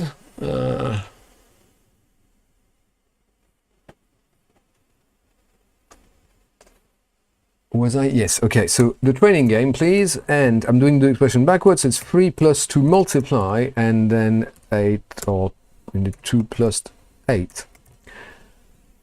I've got all the breakpoints I want. I can see what's going on. So we have put the breakpoints at the kind of handling each operator essentially, right? So the moment we get the plus, there's nothing on the stack. We don't consider this. Then we get the star. There's something on the stack, but here. Okay, what's happened there? I was in there. I went to operand equal 2, which is fair enough. That's the second one. That's what came back of it, is it? No, operand was equal to 2, position equal 4. 4. 0, 1, 2, 3, 4.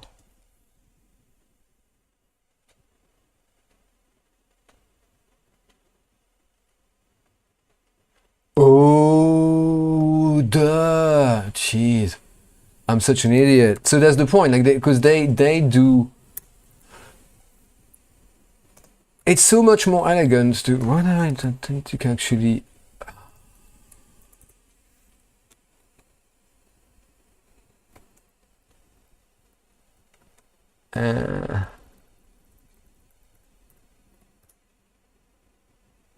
that's the thing. So I've put it at something that was outside the loop, so that meant I didn't even have one without the loop, so inside the loop I couldn't handle opening brackets, and that it was breaking. So like instead of what they were doing, which is doing a bunch of stuff and then having the loop, here literally everything is done within the loop, which means that we run everything to the same code. It really reduces the possibility for edge cases if like the first time you handle something is handle like every other time you do something, rather than something outside the loop at the top that you need to kind of keep in sync and separate. So this was 3 plus 2 multiply open bracket 2 plus 8 close bracket.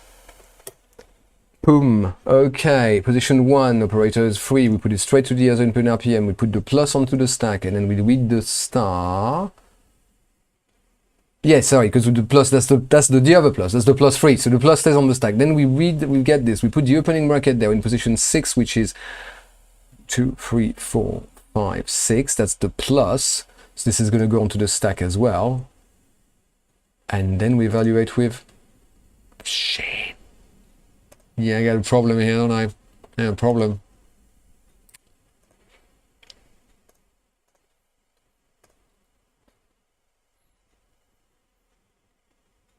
So I need to rewind and figure out what's going on. And I need to put a breakpoint in right here.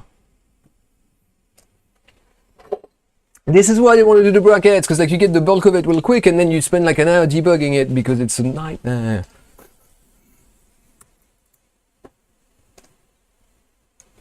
Three plus 2 multiply 8 plus 2 close bracket.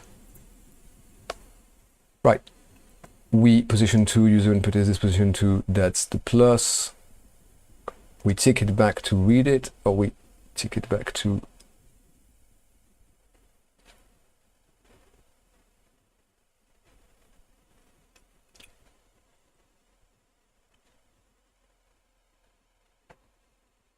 current operator is plus, goes into the stack. Current operator is the star. That's not gonna touch anything because it comes in that order. And then we put an opening bracket onto the stack. So I want to put some watch and breakpoints on the close stuff. No. Yeah. And well, we'll find it when we reach it. Okay, so user input position.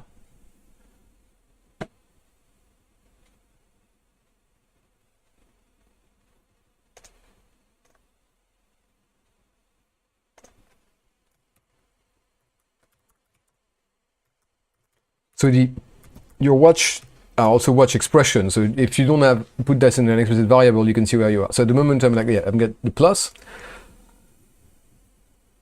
The plus that's inside the bracket, so that's kind of crucial. That's going to go onto the stack.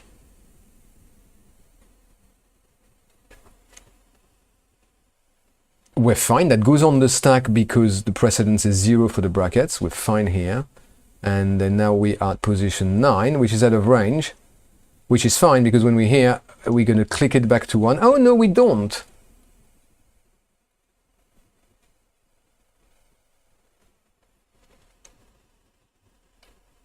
We're in evaluate, straight in evaluate. So we're going back out and...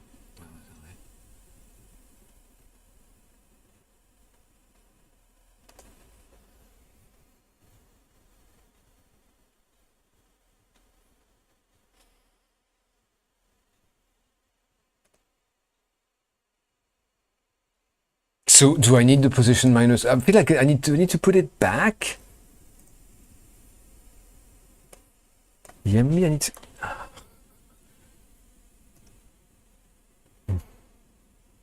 Maybe that was correct in the first place, because I know I kind of moved it from over there like not too long ago, but.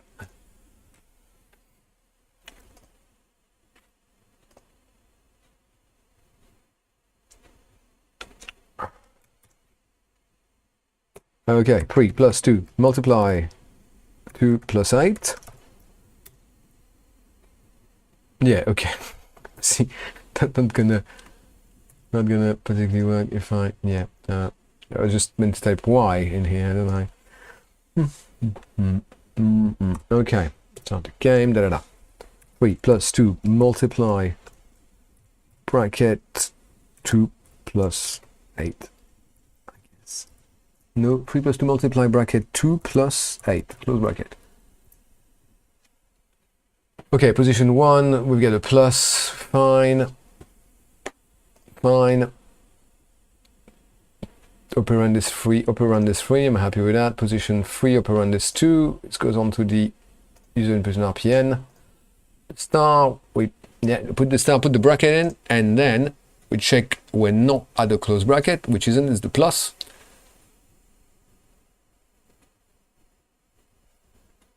So we're going to skip all of this. It's an operator. It's kind of, current operator is that. Current operator is the plus. It goes onto the stack. We read the 8. And because of 8 in position 8, so like 0, 1, 2, 3, 4, 5, 6, 7, 8. Right, I've read the 8 and my position is at the next thing. And this is, now we're going to go into this. Yeah. Which is going to, oh, no, but that's fine, because there's no panic. It should have popped it out of the stack. Yes, with the plus, I don't have the bracket on the stack anymore, and that's broken. Because the index is out of range, because I need to take it back after.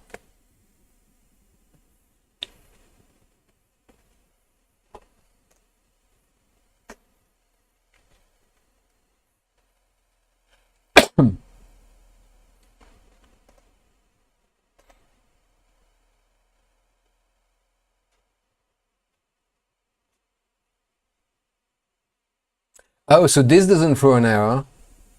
It's more than...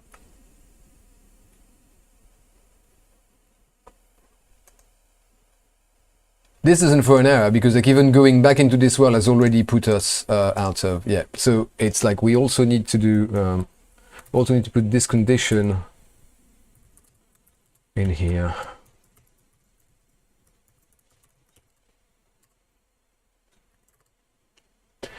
Yes. But maybe it wasn't that much of a piss cake. Shit show, crab sandwich, alright. 3 plus 2 multiplied. Seriously, I'm really done with this. I'm over it. So I'm going too fast, I'm not even reading my debugging. Okay, position 1, I got plenty of time. I only worry about what's going on at the end of the position. The star goes onto the stack, the bracket goes onto the stack, we with the plus, we put the plus on the stack, but then we gonna pop everything out, right, and gonna evaluate it. So now we have this in, that's clean, no brackets end up in my output RPN expression. Oh gosh darn it, what is going on now? Position 9, how do I end up as position 9 again? Oh, because it's, well, it's outside. Yeah, so this will throw an error sometimes. Yes, so this is, finally I've got the error. Now we reached the error I expected. I've been clean. So the problem we still have here is that we check that we kind of, we check that we can at the, we not pass the position. So every time we increment the position, we run the position. But here we might end up incrementing, we might end up going there because we finished. In which case we want to, well, I guess, yeah, it's just the old position check. Check your position. We only put this, no.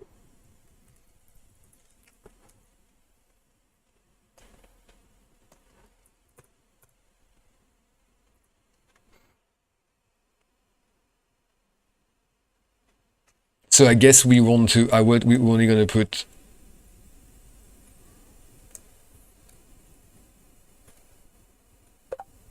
I mean, you know what, actually I'm not going to do it like this. I'm going to,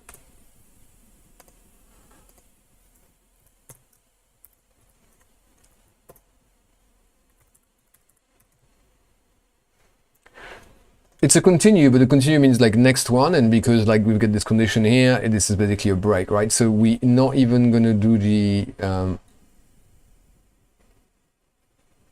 oh no, it's a continue here, which is gonna skip this but we're still in that block, so that's kind of annoying.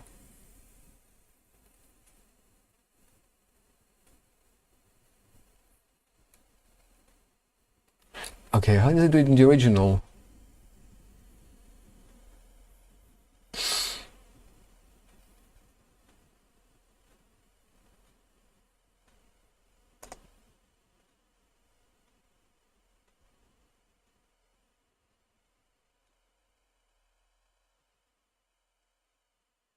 Yeah, that's the problem. So like I'm changing position, my position is going to change value inside that block. So actually I wanted to run it. Oh, this is ugly. Yeah, so that big if, right? I do touch position. Do I? Yeah, because I incremented here when I reading the close bracket and potentially.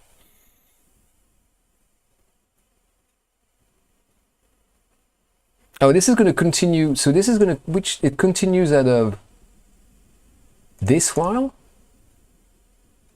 No, no, no, not even that. It continues out of this while. No, this while.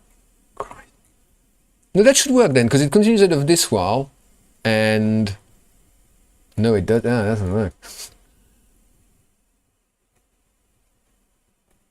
Okay, maybe I messed up the end of my. So inside the while there's an if, and in the else of the if we do. All right, we finish reading the input, the infix expression. We kind of pop everything.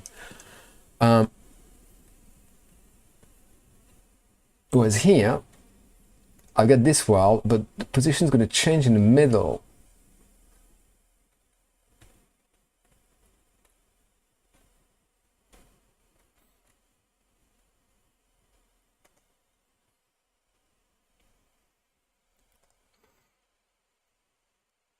You know what? It's just like I'm gonna copy this here.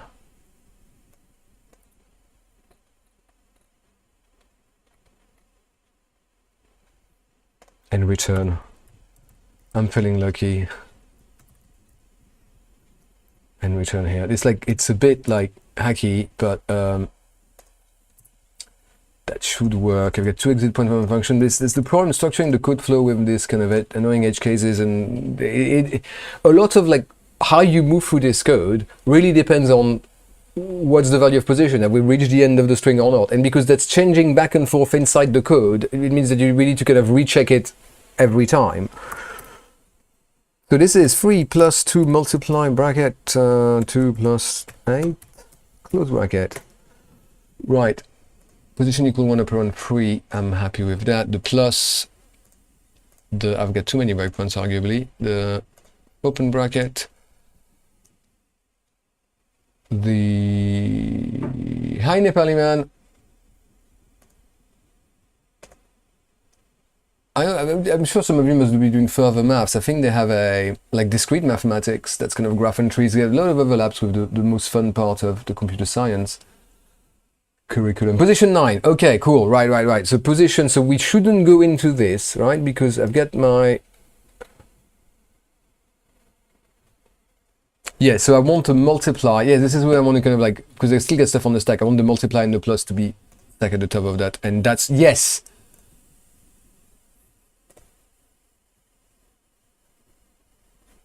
Okay, so that's not broken, but I don't think that's correct because. Okay, I'm gonna have a.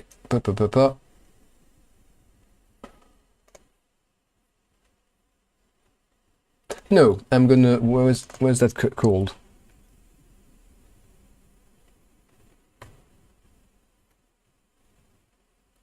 Yeah, so this is actually called in here. I'll be able to see what the result of the evaluation is in here. And then what are the other ones? Okay, so I'm happy with this and that and that. And and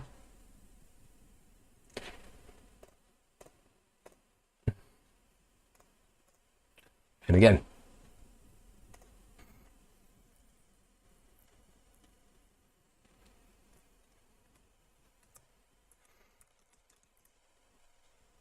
Yeah, after I don't know what I'm going to do with myself on the YouTubes after Wednesday the 11th, although I think it's going to be some stuff around AI, because this is what I'm doing my PhD about, and because it's kind of AI in higher education. I guess that all of the viewership I've acquired this year, next year will probably be an undergrad at uni, and might be interested in looking what to say about AI in higher education. So stay tuned to multiply 2 plus 8, 8 plus 2 should do the same. Impact evaluation is free. That's not right, though, because that's not right. Clearly, that's wrong. Okay, so there's something a bit wrong with. Maybe I should put that breakpoint in the not this one. Okay, so those can be deleted rather than disabled. This one as well. This one as well. But this one, let's kind of like, yeah, play around what's going on in the evaluation. So I've not paid enough attention to how it came out and was the actually RPN expression, but I get the feeling that this just shouldn't evaluate to 3, and there might be something slightly broken.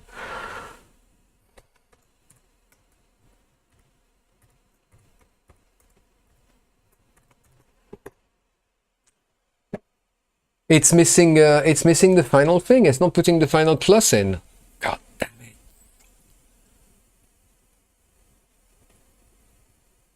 Okay, I want to know whether I'm coming out of this return or that. To be honest, now I've got 2 return. It's probably wise to...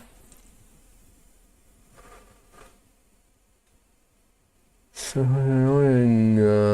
yeah, so having a final close bracket is not that easy.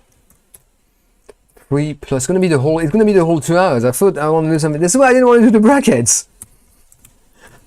Let's do some tracing next time, I guess. Or maybe like do saving to a file. I'd rather do saving to a file than the brackets. Right, so we're about to return in here, and it doesn't have the last pop.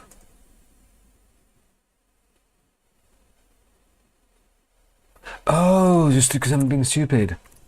I was being stupid when I pasted this hastily. Pasted hastily, don't paste hastily. Paste haste. Based chicken pasting hastily. Tasty pasting. Tasty, hasty, tasty pasting. Okay, wordplay. Boo! Yes, right, that's the correct expression. Everyone's happy. It clears the thing. I win the game. I have cleared the target. Come on. Yes!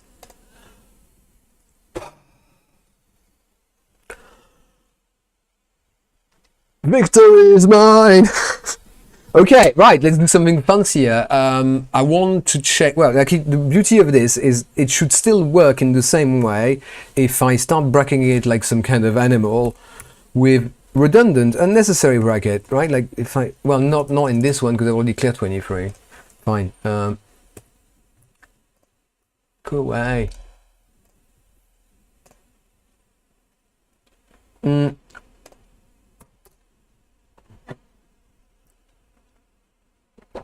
All right, double bracket, 8 plus 2, multiply 2, and that I'm going to add a 3 to it. see, every time you think you've got it, like, every time you think you get it licked, it's this shit again. I just cannot be, this is why I don't want, I mean, sure, you can do it. To be fair, I didn't have this. I was kind of working from, the wiki books is just like accept brackets, and I went in there going accept brackets. So when you ask me to accept bracket, I accept bracket correctly. So I spent there's 45 minutes of just doing the validation so that you can't even input a broken expression, because you don't want to have to deal with those when you evaluate it. So they kind of say, assume all of this, and then they give you this. So you can do the thing that passes this. We had this almost an hour ago, right? And then we spend 45 minutes getting it where we've got a closing bracket at the end. And although this logic, it's all the same. This is what actually recursion is so much clearer here. Conditions apply. You know what? Maybe I'll try and do it recursively in a video, see how that works.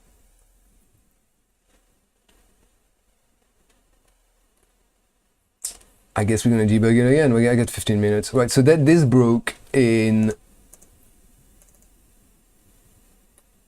Kiera 3. So there's a problem of like we end up with a 3 on the stack when we should have an operator. We end up with a value, and was it the first one I put in, or oh, this is like the debug terminal is a different one, right? So I was doing 8 plus 2, and then that is multiplied by 2, and I close the brackets, and I add 3 to this. Right, this is already breaking even before my.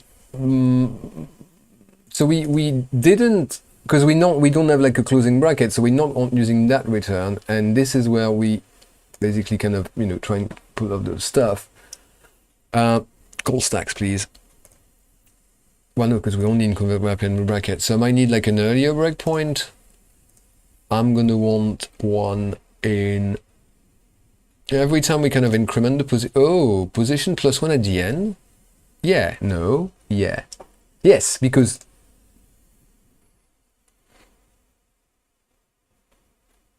this takes care of incrementing it when we read brackets, and this increments it when we read. Because the opening brackets, well, the opening brackets are kind of dealt in, yeah, the opening brackets are dealt with the operands, the closing brackets are dealt with the operators. It kind of makes sense. It shouldn't be so hard to. Not you, fair enough, whatever. 8 times 5 plus 7, okay, so if I do 8 times 5, 40, plus 7, minus 5. I'm going to make something that's in the target, just in case, but we know it's going to break, right? Or is it? Okay, so position is 3, because we've done some position incrementation, yeah, 0, 1, 2. We've got a breakpoint on the other tick forward, and this is where position is 3. We have an operand 8 in the hello. At the read head, at the position is the star, which is the first one. We put the 8 into the output, and the stack has got 2 opening brackets and the operator. Put the plus. We've popped it, and oh, this is good. We've popped it.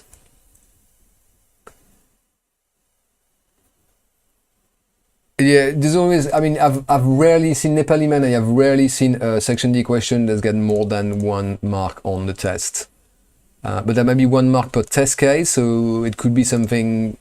You could have an expression with the brackets at the beginning and some of the brackets at the end. But right, that's correct, is it? Yeah, 8 times 40, and then we add 7. Yeah, and we're going to subtract 5. This is what I was trying to kind of build up to. Let's put a watch expression on the RPN so we can keep an eye on it. Boom, and then Kiera, because. Position 10. Oh, whoa. We can't have position 10.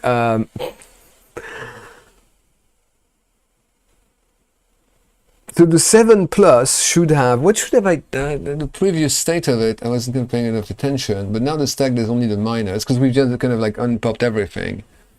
But the current operator is a 5, the operand is a 5. Do we have the 5 on the, yeah, we have the 5.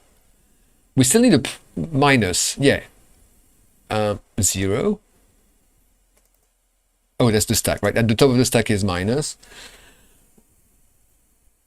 The precedence of current operator and current operator. The problem is I've got 5 in current operator instead of minus, because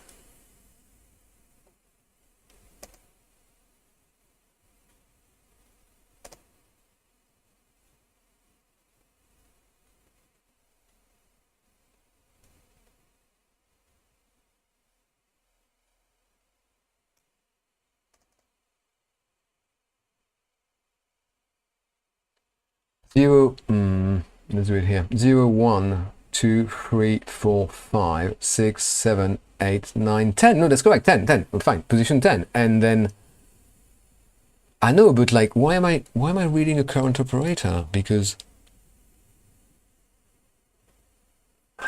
I'm going to trace this again. Mystery.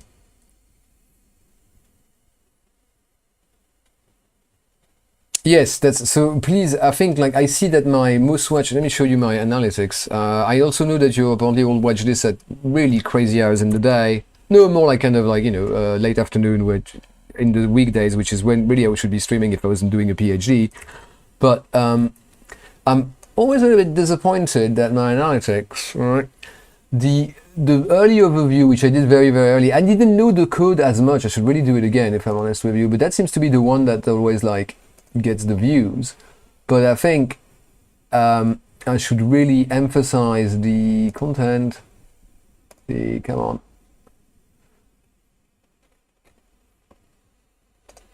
No, this is not a live stream. Oh Christ! I just want to show my. Maybe I'm going to go to content and see analytics via that. Right. Yes, this one, 225.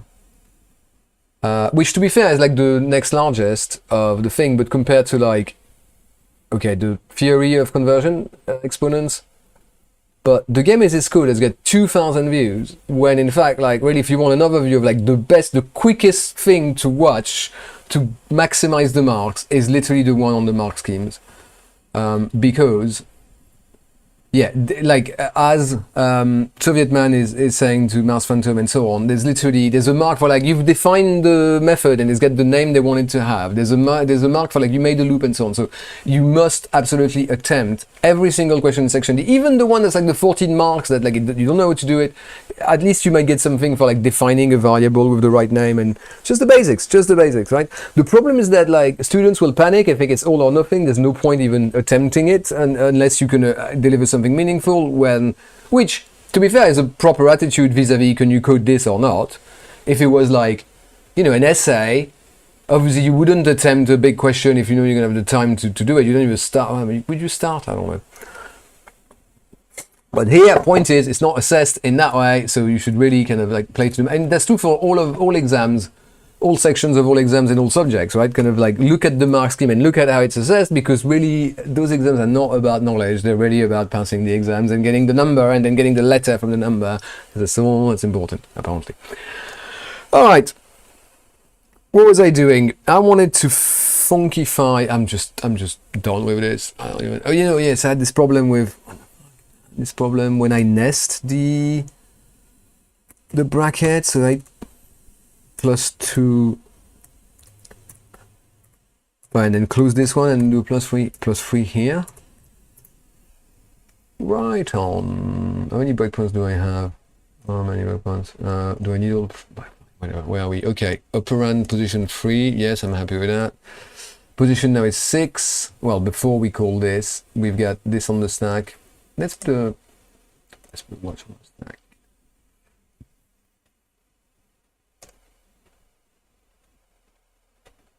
Now what have we done? My user input in RPN, right? We've popped it back out when we've encountered the bracket. There's no more bracket on the stack. When there's, I'm sorry. Oh no. Oh, we have a problem. Yes, we have a problem, and I think it pops. So it pops this one, which is fine, but it also pops that one, which is not fine. RPN is.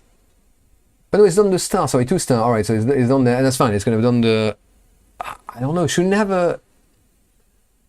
Have a bracket? No, because it's fine. It's encountered of the closed bracket, and it's fine. The problem is I end up with 3 in a current operator, because current operator is kind of like from here. Gonna remove this. Yes, not yet, and not. This is like for later anyway. So like, okay, single breakpoint, so I don't have to click through the whole thing. I've got a single breakpoint every time I read the current operator, and that.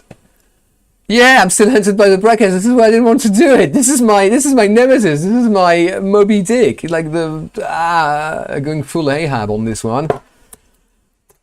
Like the Blood and Thunder, the Mastodon is a metal band that made a concept album about Moby Dick, I think. Yeah, Mastodon, not the cool social networking site, decentralized, on which I am. Right, current operator, smooth operator. Current operator has not been defined because it's the first time we read it. I might put one here to see what we've just did with the current operator. Also, there's the one that breaks, so we'll have something there. This is where we check the precedence. The current operator is plus, there's nothing on the stack. Well, there's only brackets on the stack, we're good. It goes onto the stack. Current operator is the star, so we have executed this. The star is, after that, we kind of going to put it onto the stack because it joins the bracket. Then current operator is the star, but there's nothing on the stack because we popped everything out. That's all gone into the RPN expression, which is 28 plus. That's it, 28 plus. 2 multiply, so far so good. And then the next operator should be the plus. Right, now the current operator, because it was before. The current operator we've just defined for this at this breakpoint, or at this line that was after the last breakpoint, now is plus. We don't have anything on the stack, so this is just going to append it to the stack. And then it's going to increment the position to 10. Which, organize this. So we had 9, 1, 2, 3, 4, 5, 6, 7, 8, 9, 10. Yeah, so it's going to put the plus onto the thing and then increments the position to 10. And then we go back. We skip the L's. We go back to this. Wow. And 10 is, so 0, 1, 2, 3, 4, 5, 6, 7, 8, 9, 10. So it's still smaller, right? We can have a big thing. And then we're not encountering this, and then we should encounter that. So I don't. Oh.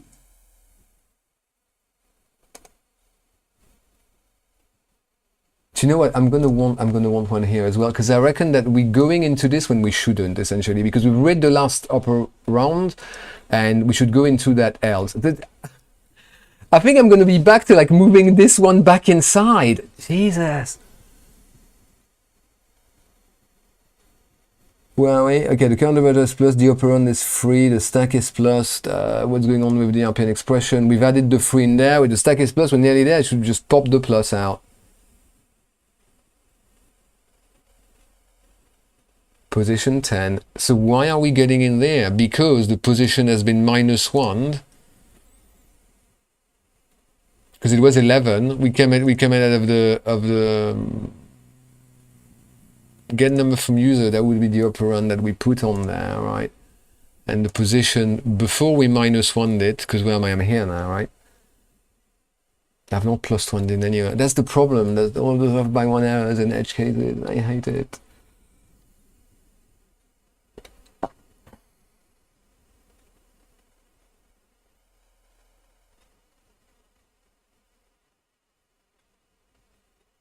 It shouldn't be 10 though, kind of like this is, maybe it doesn't, fine.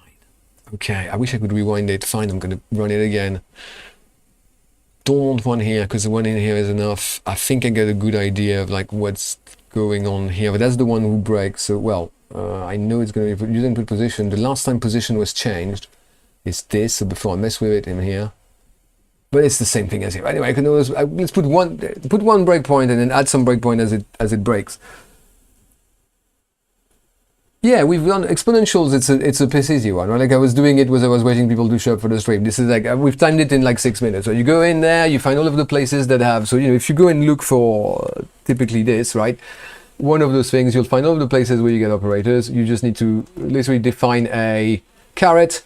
Remember it's BODMAS, so that should be like 6 or 8. And I don't know, like this is, I don't know if they're doing in 2s or in powers of 2s. So it's your choice, and then make sure to kind of have the evaluation, handle it.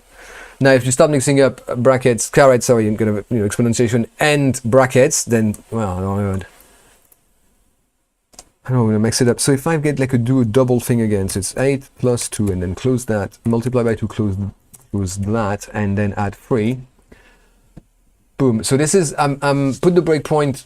I'm going to put it. I can put one after as well. But I might put it in here instead.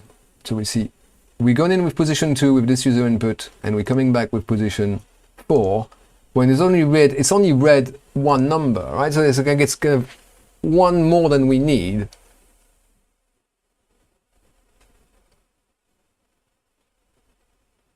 Yeah, it's just to be strictly smaller than the length of the. I don't understand. Okay, so in the beginning, like bracket in my stack, I put the plus, and then we're kind of going to pop it back. That goes out onto the RPN expression. I'm putting the star on the stack, pop it back. Am I popping it back?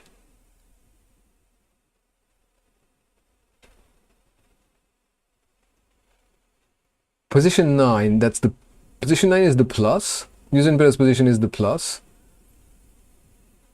That we should be fine. I'm more worrying. The operand is the 2. Oh yes, we need to kind of put the 2 in there first. Yeah, the 2 in the multiply.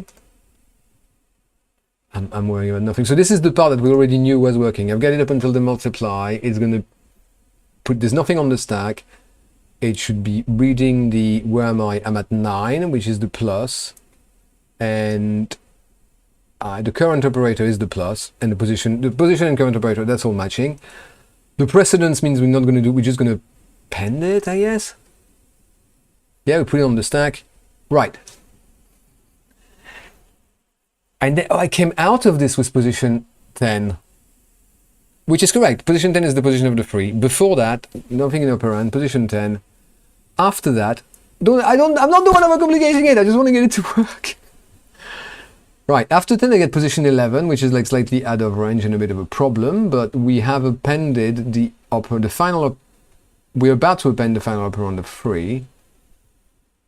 And this is going to get a choice. Technically, I should...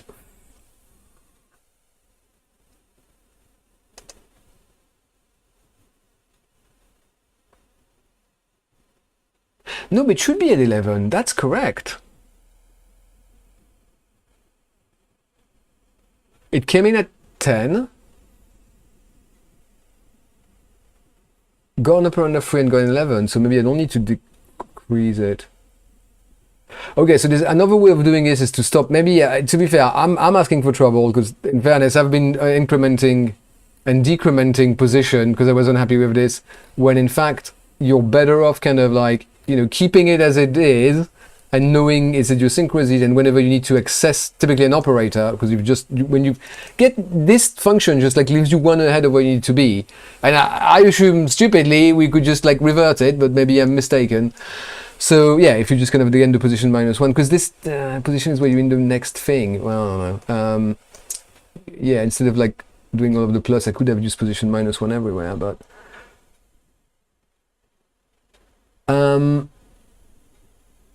it's a good question. The problem is, I don't know. The problem is that you can't really do... so Evoke, which welcome first in the chat, is saying, is it easier to use a for loop rather than a while in ending the position? Not really, because that while here is the while over the whole expression, right? So they'll stuff, well, we'll have, now that we've added opening brackets, but even in the old one, even in the old one, right, it's this while is over the whole thing. So it's like and then as part of it, we might get something. So we're not iterating over each character of the string. This is what get number from user input. Because now what we could do is actually break this down, break the string into a list, right? And then we would have the numbers, whether they're 1, 2, or 3 digits, we'll have the numbers as numbers. Now, I think it might be it's another thing worth considering if you want to speculate into what's going to be on the thing. The test game will always give you a 512, which, you know, also is kind of helpful for the powers of 2 and so on. It's widely unreasonable. But, so long story short, you can't use a while because you're not really iterating over every character. You're iterating over every conceptual thing in that string. So this is something, then this is another thing, you handle those in loop. This has to be handled with another function, because this might be more than one character. So you're right, we could totally do a for on the string, because now even operands are one character. But the moment you've got something where it's not just one digit and you need to actually read a number, that breaks down. So I think a good way to do this is actually maybe, but again, that would need like re-architecting the whole code, but would be to read to, no, I don't even know, right? Because like you need to parse it. There's no way of kind of converting this to a list that's clever enough to kind of identify what's going on there. But yeah, we could certainly doing this first, like using the using the get number from user to really kind of cleaning up and separating things as list, and then we're iterating over a list, and then we can use a for. But we can't use a for in the current incarnation because it's going to make us iterate character by character, which is fine most of the time. But you'll notice that in a training game, so you're always going to be tested in a training game. The training game has a 3 character operand in the available numbers, and that is definitely something that might want to check. So is it going to be the brackets? Because I feel like, here's the other thing, right? Like if they want to give you the, because the brackets rely so much on making the position right, I feel like the test case should have, which I haven't even tested already, right? We've passed this a while back, then we've passed the reverse one, but then we can't do the thing when there's nested brackets. But I've not even tried it with a 3-digit operand number, because that's like, this is where it's going to be like really, I mean, hopefully that should be the same logic, but this is why we have this annoying get number from user input, because what we read at the position might be a 1-digit, 1 character, 1 digit, but it might be longer than that. But surely there should be a way of doing maybe a regex. Regex might be a way, splitting in something. So after declaring defeat, but I passed this one, but it's my own tenacity, I suppose. Let's look at the diff. Select for compare. Right, why don't you kind of like start putting comments on the, I should have this, maybe I should do a short just to kind of to call for this. But if you want to tell me what to do next week, because they kind of like improvise there, and I don't know if we make this very useful for anyone. I'm surprised, I think, I'm sure I had it, right, so convert to append becomes convert to append with brackets, no surprise there. Ditto here, and then I made a, sorry, introduced a space accidentally, that's not a thing, and then and this doesn't tell us, well, this is the new function, and as we established, we're not very sure it works well for everything. Checking the brackets and get put every operand as normal on the stack, then you remove it appending to the operator Q. So you shouldn't have any operands on the stack. So this was the, the shunting algorithm, right? So like you never have operands on the stack, it's only operators. And maybe brackets, there's the problem there, right? Oh, hello. Right, a token to read a token if the token is a number and a function putting. So there's the problem. So while they are token to be read, is literally a for loop on tokens, right?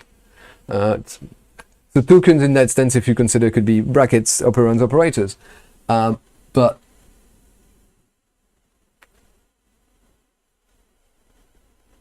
you remove it appending the operator Q. There's no operator Q to start with, right? We've got 3 data structures. We've got the input, the operator stack, the stack which is only for operators, and the output. Which really, I guess that might be the queue, because like this is where kind of we unqueue the rest.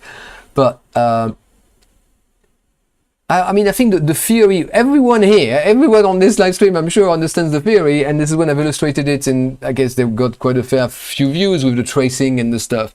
The problem is implementing this in practice, because I think I've even had, like, I wanted to kind of, I worked on this, right? Because I went to, is drawio.com now, but diagrams.net or whatever, and where am I? It should connect to my, come on. Yeah. I made, because this is actually a finite state machine, you'll find. Where's my crap? Parser? I think it may have been this one. Right, there you go. So this is where I here. Fit the window. Right, let's zoom in. Okay, yeah. Start your read operand. To read an operand, you need to call the get user from number. Ah, man. So remember, like, because like a parser is a finite state machine, right? It's one of those kind of, or mini machines, like those kind of, you read something, and what you read will set you into a state, and depending on that state, that concern, how you move from one state to the thing. So you start your read an operand. If it's an opening bracket, you push it, and then you're back in here, right? And then if it's a number, you get the number from the user input.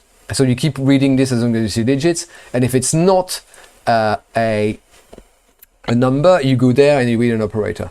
But the problem is that you might read the end from because the operator now, or read operators, is the place where we kind of potentially have closing brackets as many times, which we handle, right? And then anything that's an operator, you'll also push it onto the stack, or push with clever push, where you kind of pop and so on.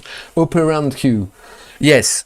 There's no queue. I mean, like really, the queue is the string we're reading, right? Because it's kind of queuing to be read.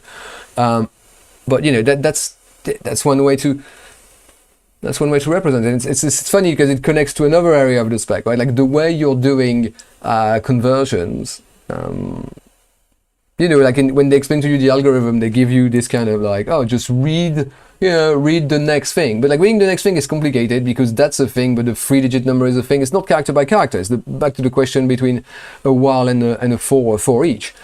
So really, reading, even just the conversions between the expression types will involve stacks, and even the parsing it so you can have an expression, because the way you construe an expression, right, is a graph. Ultimately, you're with the infix. You know, if you write the expression as a graph, you know that if you do in-order traversal, you end up with the infix expression. So there's a single tree. Sorry, not graph tree. Well, all trees are graphs. Not all graphs are trees. There's a single expression. There's a single tree for the expression, and then its notation depends by the tree traversal. So it's really, well, it's actually what I think is actually quite enjoyable when you reach that level in computer science about how all of the different areas of the spec will end up interconnecting. So that's it. I'm just going to make some Steam recommendation because I've got some like clever young men that, I mean, forgive me, I'm just assuming, but it does look like, you know, a bit of a sausage fest. Le Festival de la Saucisse. Yes, my friend of mine is amused by something they read on TikTok. So six is six in French, sausage is saucisse, if is si, and those are c, and pennies is sous. So you build a sentence like, oh, and worry is souci, so no worries is sans souci. Which means that if you want to say, sorry, Steam is updating, that's why I can't show you my Steam page. I don't know why you're doing this. I was literally running this morning. Can I just cancel the update? Yeah, there's some really, I mean, like the point is there's a whole family of basically programming games, and that's a really good way of flexing, because, you know, sometimes that stuff is enjoyable, but not always. And that's because you have to do it kind of like for work. But so you must know the Zachtronics studio that does those programming games. That's what they are called. Yeah, regular languages is paper one. Yeah, actually I saw what did I see? A regular language question.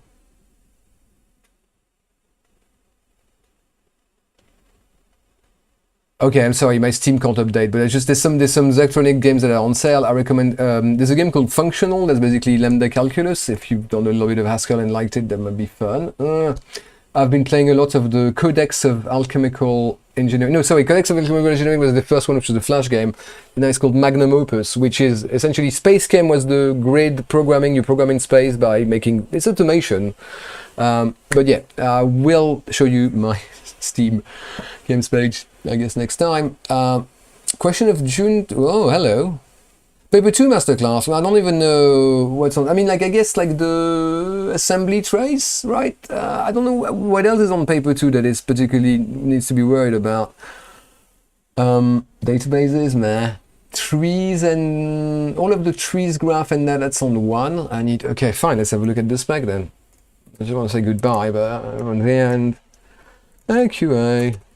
Computer science. Oh, look at that. Was there all along.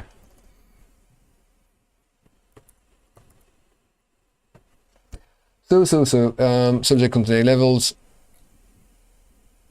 Scheme of assessment. The scheme of assessment is paper 1, paper.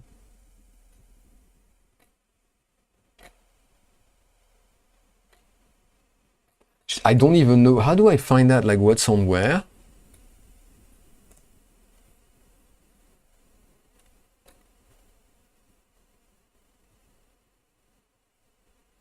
No, I'm not doing SQL. No, so come on, man. Like, there's nothing fancy about SQL, particularly the kind of SQL you're doing. And like, if you go on to do computer science at university, you'll find that like no, I mean, like yeah, we do big data now. We don't really do relational databases because we have more storage capacity and kind of get all of the data completely unstructured and sort out later, and kind of computational capacity sorted out later. It's nice because it connects to kind of classes and you know, kind of your UML diagrams. But I don't know I could tell you about SQL. We do a question. So they don't. Okay.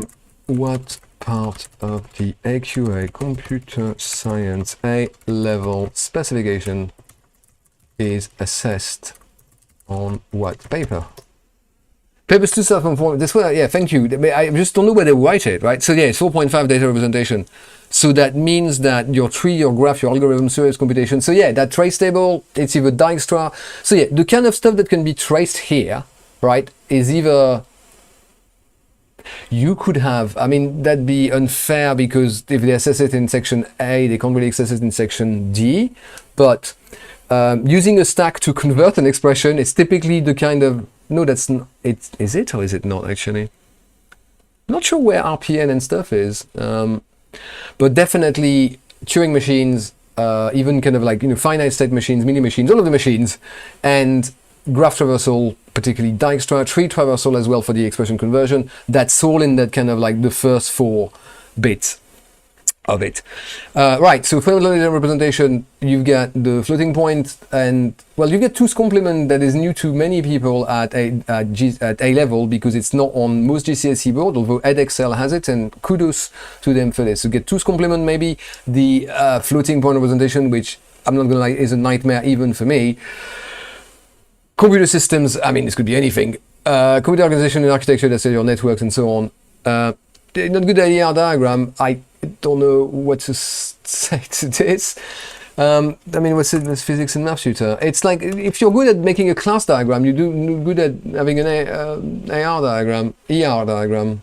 Yeah, SQL is Calm. I think that believe it's is it sussing or is it bussing? But it's not Skibidi. I actually think you guys are still a bit too old for Skibidi. Yes, RPN stuff is 3.3 or 3.4. That's right. So that would be in there. But like if they put some RPN into the section D, I don't know what they're going to put in section A, right? Okay, so paper 2, communication networking. But again, that's kind of like, that's book knowledge, fundamental databases, big data, functional programming, systematic approach. You know what? Fine. Let me find last year's paper 2. Not OCR. No OCR. This is a bad board. I'm not gonna lie. You're both lucky and unlucky. No, I think you're lucky because the kind of people that choose computer science at A level are here for the computer part of the computer science, right? And AQA really embodies that to an extent. An examination board can embody anything.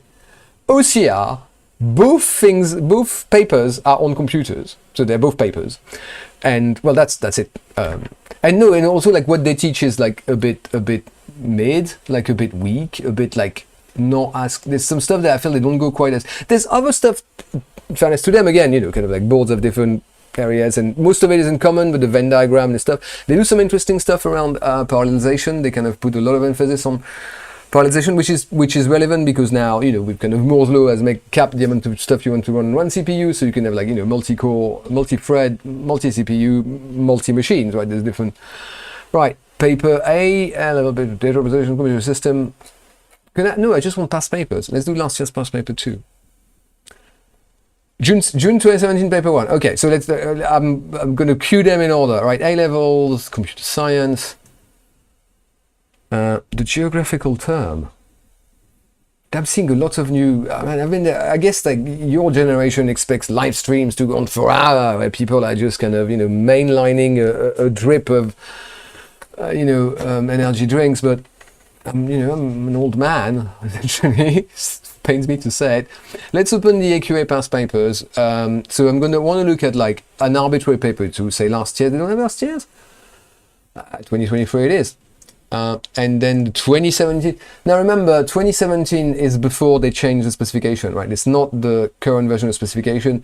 Generally, so last year was the past 3 years. I'm not doing it this year. That's why I don't have access to the electronic answer document. But AQA have a fantastic service for teachers to build exams from past paper question, where you can select by category, by type of question, gives you the time, etc. And this is where, and of course, the spec is from you know, like J7, they've all got like code names, the specification, but the spec is from like 26. I mean, but anyway, point, you see some questions from before the latest spec, and you can see that like stuff was much harder back then, like all exams. Yeah, the kids, they can't do anything, grade inflation, whatever. Okay, this is, now I want to do paper 2 stuff to alleviate your concerns. Paper 2, I was doing paper 2 2023, was I? No, I haven't. So, paper 2 from last year. So this is the June 2017, da da da. So this is paper, well, hello, yes, love this stuff. Love this stuff. Yeah. Real, natural, exponential, natural, and a digit is this, right? And a natural is any number of digits, yeah. Is it dot? Yes. No. Yes. Oh yes, there's a Bacchus snow form. I love the Bacchus snow form. Yeah, it's like the okay, the spec is, I think I might be talking crap. Am I thinking of like, okay, introduction. So 7517. Usually it's kind of written on there's the date on it. Oh hello. Yeah, I bet that like this year and last year they're really freaking out because like boards work, the Joint Council of Qualification issues some stuff, but like vis-a-vis user VR on the coursework, it's problematic. That's why really the coursework evaluates you on the, I hope you're kind of, well, you're done now, I guess, with your projects. Hope it went well. I don't know when it's from, I'm sorry, like this is like, oh, for first, this isn't in the title, for first examination in 2016 maybe? Oh, 2017 is within the thing, right? Yeah, okay, 2016, 2017. Well, except that was the first one. Yeah, that was the first one. That's literally the first one. So of course they don't know what they're doing. Like, yeah, we've put this on the spec. Wouldn't it be fun to test the kids with something about regular languages? And then like, oh no, the kids can't get it. Right, so the function production rule, that's a digit, right? To define natural number to define the syntax. So in figure 1, a natural number is going to be colon equal, what, a natural number? Oh, I can't remember how you do recursion. It's a natural number is either, oh no, you basically, it's either a digit or a digit and a natural number. And so that recursively, right? Because base case, digit, one digit, and then where's my, I can't see where the camera framing took the hands thing stuff. Okay, so it's either a digit, that's your base case, or recursive case, a digit and a, what are we looking at? A natural, big naturals. Large positive integers, not big naturals. But that's getting distracted. See, it's 2 hours is too long. So yeah, this is from the first year. So you would say natural colon equal digit, or natural colon equal digit natural, and that's a recursive. That's the kind of tricky thing because there's 2 marks, right? It's the base case in the thing. It's a recursive thing. Postcodes, very good. So write a. Oh my god, it's a finite state machine. Oh my god. Oh, I love this stuff. I would be, to be honest, if it's like a, you know, it's a morning in June 2017 and I'm reading this, I will be shitting myself. Because it's intimidating, right? But the thing about this stuff is like the more complicated it looks, usually the simpler it is to go ahead, provided you're really methodical and rigorous. So yeah, we're not, is there a question somewhere? Oh yeah. When you use stage 12, what does it mean? Letter, character. It feels like you kind of can loop onto any old garbage after that.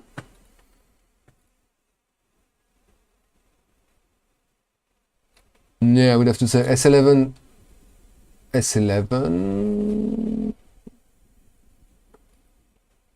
Is it, that's end state. I can't remember enough. That's meant to be an end state, right? That's your start one. So that's an end state. Yeah, those are like the valid termination, and then it will kind of absorb any garbage, but I don't really understand why we shouldn't kind of like accept anything. It's just to mop up the rest of the string, essentially. So we've got this one, well-known algorithms, dual O complexity. So, I mean, it's stuff that you kind of, you know, learn, obviously, but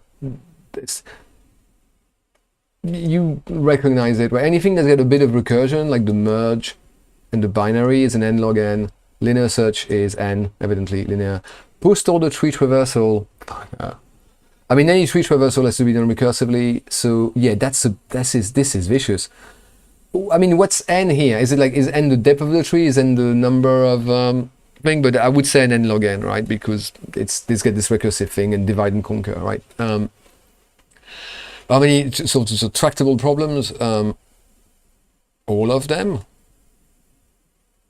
right? You don't know any algorithm for intractable problems. You wouldn't. That's the point of them. But that's not the point of them. But like we don't know how to kind of time complexity of software and yeah, all complexities are n is the number of items. So bubble sort is it depends on how much you optimize it, but you can't really get away with anything less than n square.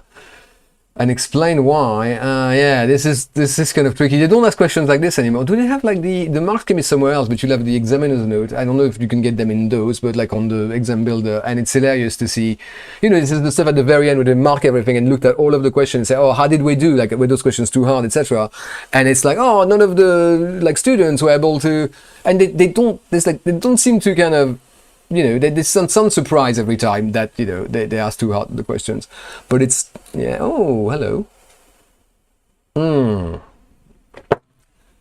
I think I've actually said this one. Yeah, I have said this one too in a test. Well, I guess if subroutine is a subroutine that calls itself. There are two base cases. State one of the base cases. Research, it's the target. We find the node, or we return false because we are. When does it end if? Oh. If it's not the node and then, yeah, we at the end, right? Kind of like there's none of the exist. So the node is different from the target, and we've hit to leave. Basically, to two base cases, we found it, we didn't find it. It's literally this. One of two base cases, anything of that. Yes. So we start from Olivier Norbert. Yeah, I've said this one. This is not the kind of big table. There were some vectors. Forget about that. That's a paper. Yeah, vectors on paper one because it's technically a data type, data structure. Abstract data type. Yeah. All right, let's have a look at paper two then from last year. Okay, fine. Yeah, right. So that's the sample rate, 3 minutes. So it's a mono. So in mono, it will be maybe byte. Yeah, whatever. It's just multiplying stuff, right? So this is called the Nyquist theorem, right? Like your sampling frequency needs to be twice as high as the highest frequency you want to reproduce. So the minimum sampling rate is 30K. I mean, possible link Beckerson page. In figure one, that's the digital to analog converter. Although a digital to analog converter will also convert a filter that will kind of smooth out this thing. And the filter is set at your cutoff frequency, the Nyquist frequency, which is half of the sampling frequency.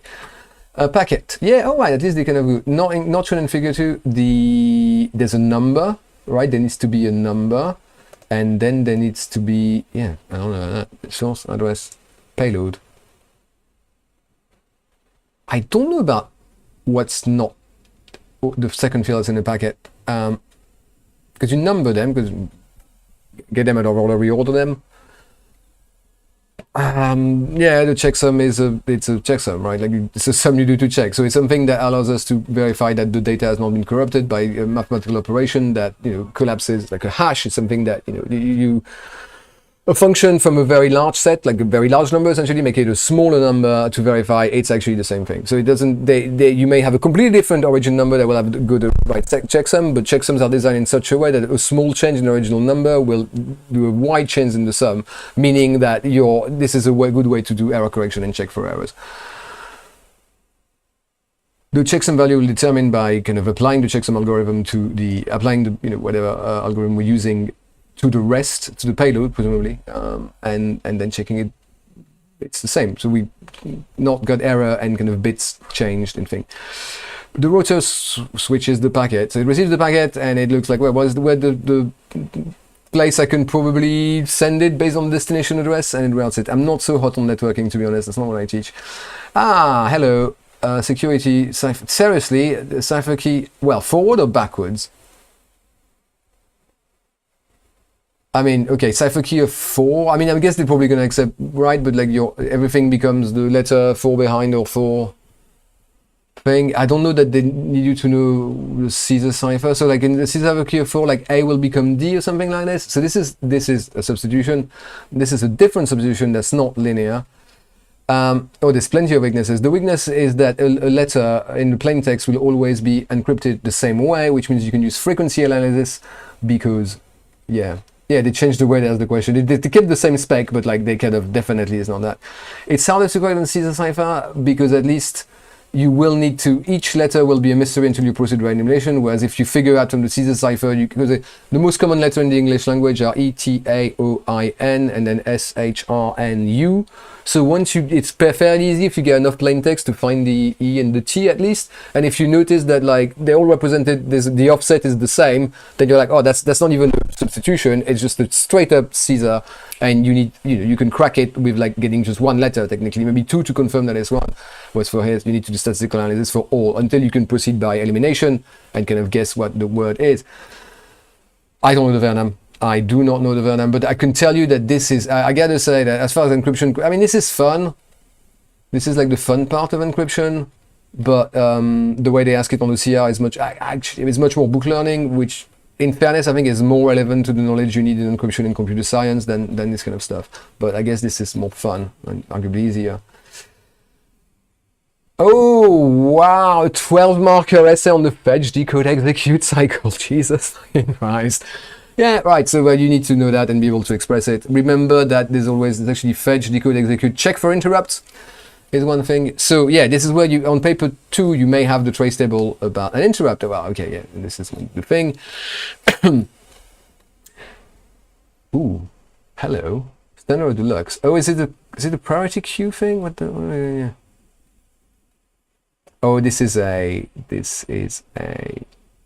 database schema design. There we go. Fully normalized design. So this is about knowing of the kind of like various first and third and four normal type.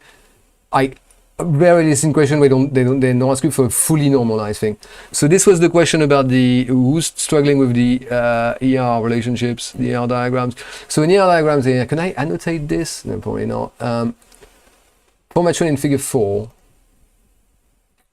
What's 4? Figure 4? Figure 4. Oh, that's figure 4, right. Right, screen number, capacity, seat number, fair enough, seat type, film ID, film duration certificate, showing ID. Right, so showing is like at what time which film is playing on which screen. Screen number is a foreign key to this, right? Film ID is foreign key to this, show time, show date. These are the 3 relations that need attribute of each relation contain. So, over 3. So customers will have, well, there'll be a customer table. There will be a ticket that is a join between the customer and a specific seat for a particular showing, right? Because like the ticket has to be for, it's for for this showing, this customer for this, like this film at what time and what date and time, with the screen number as well, and then the customer is going to be in this seat. So that represents a ticket. And then that's its own kind of like, relationship that's modeled as a table. Well, actually, the ticket is arguably an entity because you may have a ticket number and something like that. But and then you get your customer, you keep all of the customer stuff, just in the customer table with just a primary key that you foreign key onto that 3 other relations. That would be from primary key in each relation. The 3 other relations, so there's a relation of the, well, let's go back to the spec and thing. Oh, standard or deluxe. Booking. Oh, there's more than one, there might be more than one seat, right? So we need a,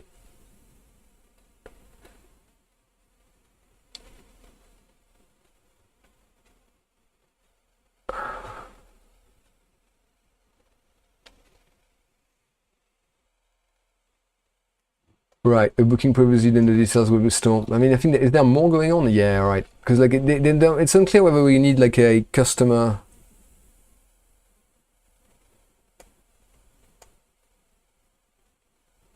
Okay, three other relations. We need the customer, we need the booking, and then I guess we need the booking seat one, because the booking might be more than one seat.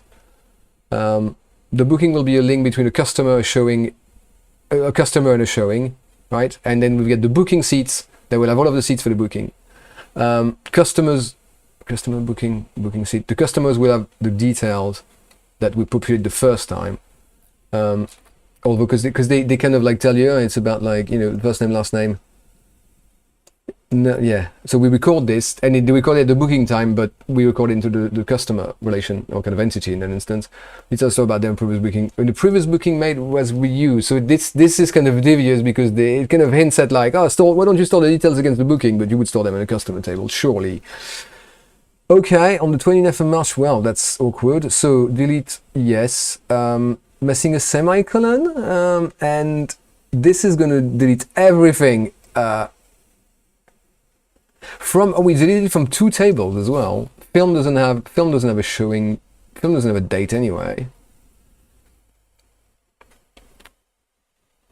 So what we want is delete from showing, where film, oh no, all the showing is this date. So like we just want to delete from showing. So the first mistake is joining, it's kind of including film. So when you put more than one table in SQL, so if you're interested in SQL, fair enough, I've kind of bought some SQL for money for a while. Not just that, but you can put more than one table in the from clause, and this will do the complete Cartesian product of all of the combinations of rows and things. So there's a way of doing joins, which was the one I used when I was working. Or SQL was like an IBM Informix system, which there was a lot of like stored procedure and so on.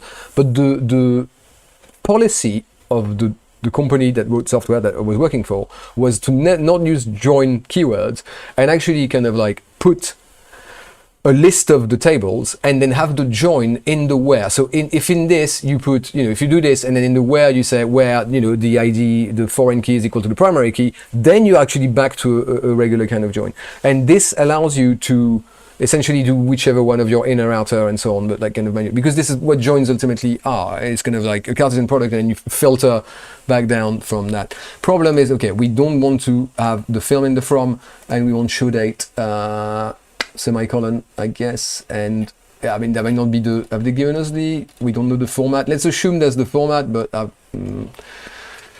oh, do not refer to use the semicolons in response. Well, is it equal here? I can never remember where show date isn't showing.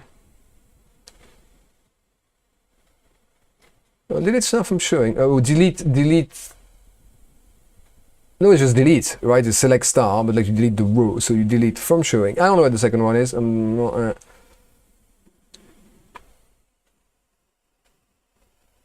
If a query to date all the showings that have been scheduled to be on 20th of March was executed.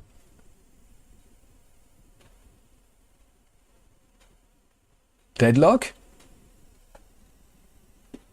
Oh, quotes on dates. Yeah, that's fair enough. Yeah, that's true. This is something. It's not the equal, but that looks shady. And I think I was thinking format because, like, you know, actually IBM Informix is like where I encountered the power of like y dash mm-dd, right? Because then the alphabetical order will also work as a chronological order, but you need quotes around it. An issue.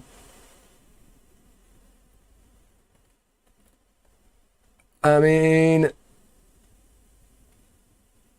you could have, if someone was trying to take a booking, I don't know, I don't like this is speculative at this stage. I mean, I can't imagine the cinema being that big that the transaction will be open for too long and we have deadlocks or whatever, so it can't be that.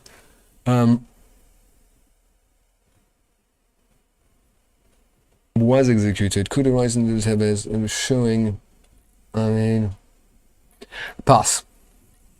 Okay, oh, there's more. No, okay, we've done this one. Right and rest.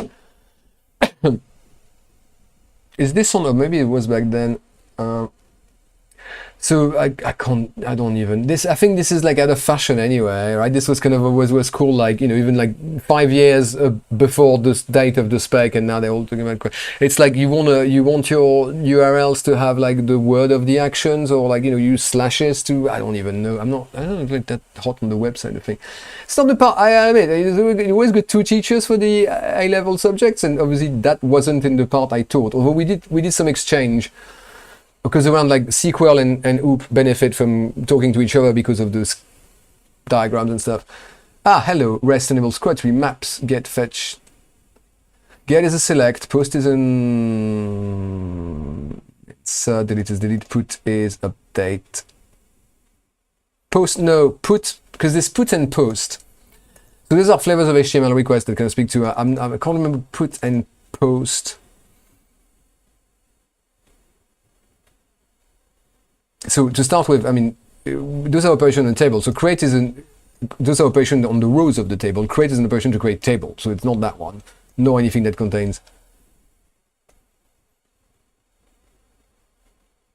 So there's the question whether it's this one or that one, depending on post or put. And I want to say that put is more an insert. I think it's this one, right? Post, you might change something.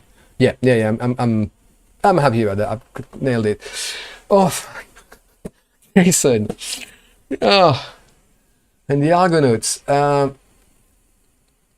Okay, reason one, that because it's literally Python dictionary, like pretty much this, right? Reason two is that XML is actually really unclear as to whether you should put the data in between node or put the data as attributes inside node. This is, I'm afraid this is book learning, and you know that might be in the thing. We have to look at the mark scheme, but that's a good one to know, because that's well, no one uses XML anymore. You not vanilla XML. You wouldn't kind of like define your dialect of XML to make your markup language. But yeah, all right. Oh, hello. Yes. Okay. So this, I've told you about this one, and it's a whole nightmare. Well, it's maps, so well, it depends how much you like it. But yeah, right. Remember, like this is multiplied by 2 to the power of this, right? Normalized, yes, using 2's complement, meaning that this, by the way, is a negative exponent, right? So that's actually divide, right? You get a, this looks like a very, very small real number, I would say. No, it's more. Yes, 8-bit elements is a 4-bit exponents to representation floating point of the node 2225. Yeah, that's a tricky one, isn't it? Yeah, this is a very specific type of mic. I gotta say, I knew about like Calm. I'm not sure about Peak. The paper 2, the problem is that there's more stuff to learn essentially. Paper 1, you can just like, the stuff that you need to kind of be able to do on the day, but this is like, you know, remember how you do this and have practiced it so you can do it quickly. But yes, so close to 0, the number is 0.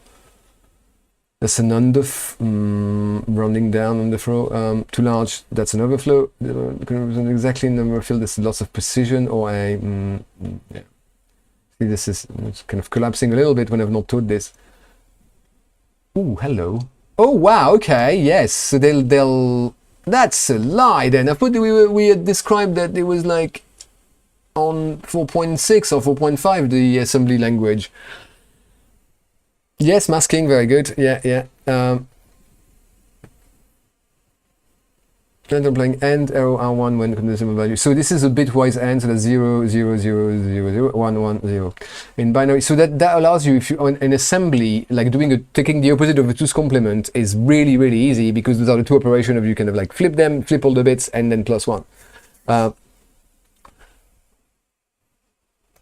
And to flip all the bits, you do an XOR with there's a way of kind of doing it. But you just do a bitwise NOT actually, and show the result of like the expression OR R1 R0. So this is a bitwise OR. This is 0 0 1 1 0 1 1 0. Yeah. Boom. 8-bit values, hexadecimal, ASCII code, 2 digits. Convert values to memory location into the correct ASCII code. Location within this. 9e. Oh, we want to actually display the ASCII code of the hexadecimal characters. Write an assembly. Yeah, so that, yeah, okay. Yeah, so this is paper 2, right? They don't ask you to write assembly anymore. They try the first time, they're like, well, we're giving them this, it's perfectly clear, right? You just need to, this is very simple. There's only 16 instructions.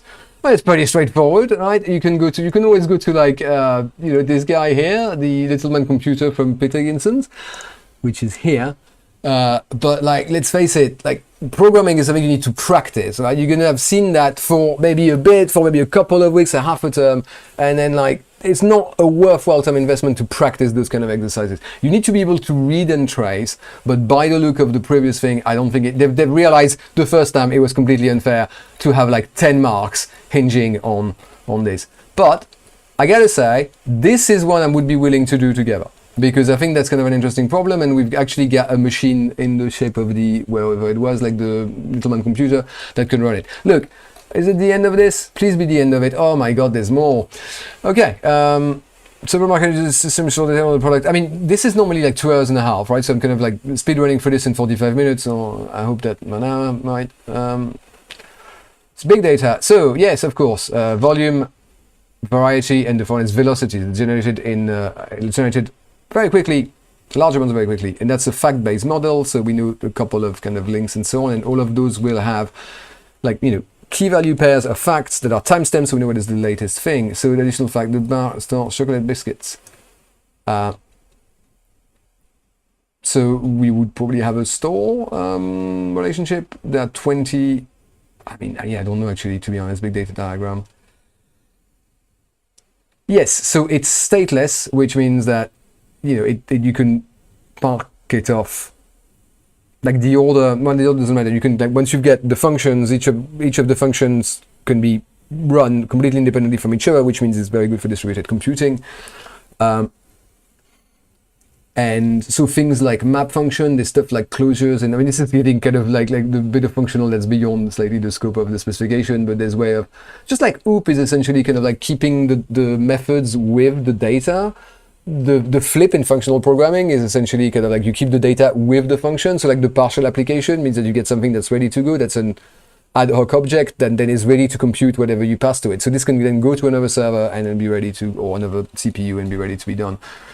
Expressing this in kind of clearly in 2 marks, I don't know. The truth table, the truth. Okay, so it's A, B, and the output is C. So C looks like an AND, and D looks like an XOR. So we just kind of like write those gates. Remember the end is the pointy one. No, the end is the pointy one is the NOT. The end is the end is the one that looks like the D of AND, and the OR is the one that has got a round bit coming in the arrow, right? Kind of, and that looks like the O, the shape of the O of the OR. And then you've got XOR, which has got another one on it. But yeah, look, it's the logic gates diagram, whatever. The purpose of the second room with open.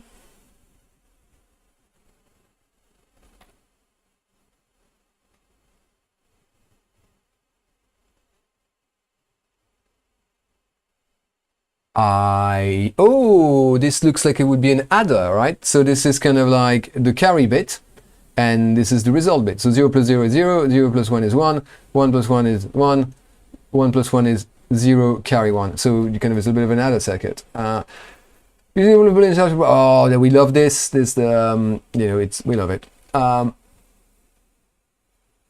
So I would like to take the NOT out of this first. So this becomes kind of like,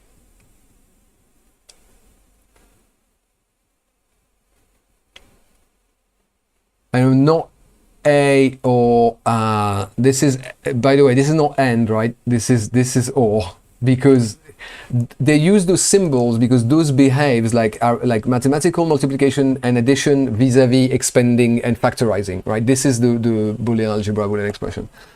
So here you need to know about De Morgan's theorem, which is that, like, essentially when you put a NOT above something that's between, so like A or B, and you take the NOT of all of this, it means not A and not B. So the NOT will also kind of like turn an AND into an OR, and vice versa. So this will become A, end, and then we can keep a bar in there and kind of like, again, which means there's going to be a B still with brackets. Keep the brackets, we're just kind of like getting rid of this guy, and then this turns into an end and a not C, and then you can simplify it because there's a bunch of B's. There's a B and non-B, right?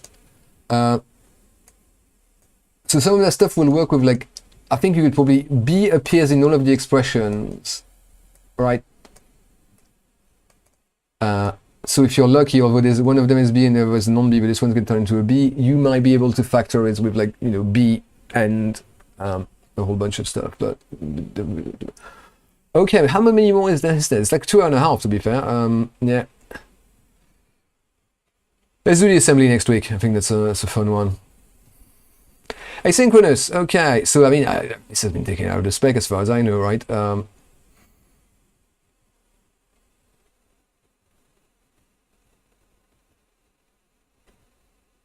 I'm sorry, what? Oh, 7-bit ASCII with even bit parity to send the character codes that are... It really depends where you put the parity bit, right? So 1, 2, 3, 4, 5, 6, 1, 2, 3, 4, 5. That can't be right, so it's the last one's the parity bit. So it's like 1, 2, 3, 4, 5, 6, the 1. 1, 2, 3, 4, 5, 6. It's a 0. That's not right. So maybe this one's the parity bit. 1, 2, 3, 4, 5, 6. 1, 2, 3, 4, 5. Maybe that's not one of the ones. It's not a valid transmission. I mean, even parity. So that means like 1 if it's even, which I think says like 1, 2, 3, 4, 5, 6. 1 if it's even. 1, 2, 3, 4. Maybe not. 1, 2, 3, 4. That's even. 1, 2, that's even. So maybe like, but remember, like they're only asking you how many, right? Not oh, maybe you're meant to kind of cover you know, whether the parity bit is at the end of the beginning. Alternative synchronous. It's, I don't even know what a network is on my... Well, I mean, like, yeah, if you flip more than 1 bit, then you might, you know, parity bit is only kind of true or false. So, like, technically, half of the possible values, which is, you know, of the string you're sending, will have the same parity as, you know, as your thing. So, the longer the checksum, the fewer collisions you have, because it's like a hashing system, right? It's like a non-homomorphic function. And yeah, the more robust your error control is. Shared windows and shared medium. I mean, surely it's like linear, right? Because it's in bits per second. So, but which one? Bandwidth, bitrate? No, it's like low bitrate. Low bandwidth is low bitrate. Yeah, it's A. It's just like, it's a trick question. Okay, so Alice and Bob. No, screw that. Okay, the transport layer, not just, so this is like, at this stage it's exam technique, right? If you know that, which I can't really remember, but you need to have kind of like really,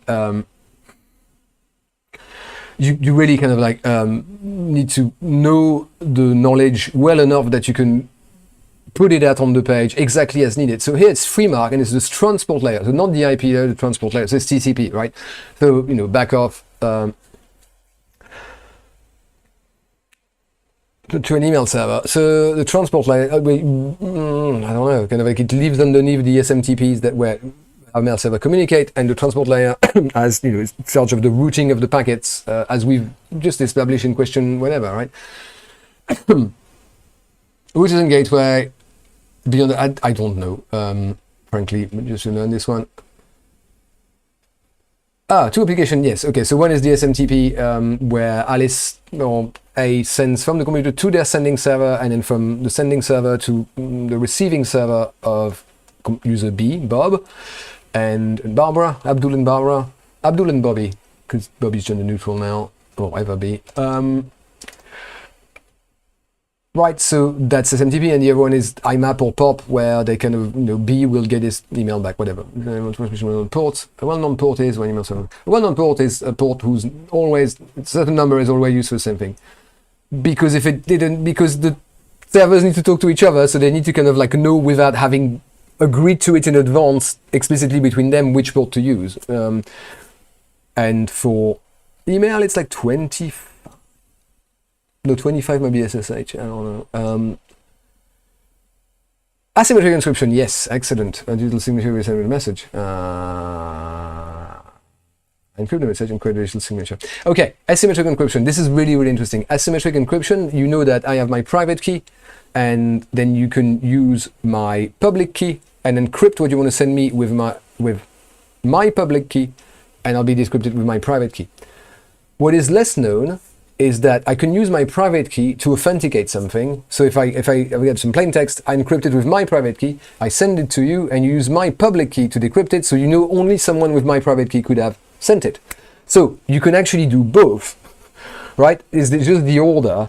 So I think encrypt and create the digital signature, having like, I don't know if there's a set order as long as, well, the both parties needs to agree on the order. So I would say that you would, let's say you would first encrypt it, I would encrypt it with my, I'll encrypt it with B's public key, and then I will encrypt it with my private, A will encrypt it with private key, so that B will first decrypt with A's public key, that will verify was sent by computer A, and then will decrypt with their own private key, because computer A will have everything. So you can kind of like stack it in the thing. So there's 6 mark, because of asymmetric, 3 point by it, you know, kind of 1 2 1 2, and make sure the order kind of matches. And oh my god! Yeah, so back then they were really flexing the full breadth and width and excitement of that spec, but it turns out that it's like a bit different. They don't do that like that anymore. Yes, okay, so yes, we know this. Oh, that was just the explanation.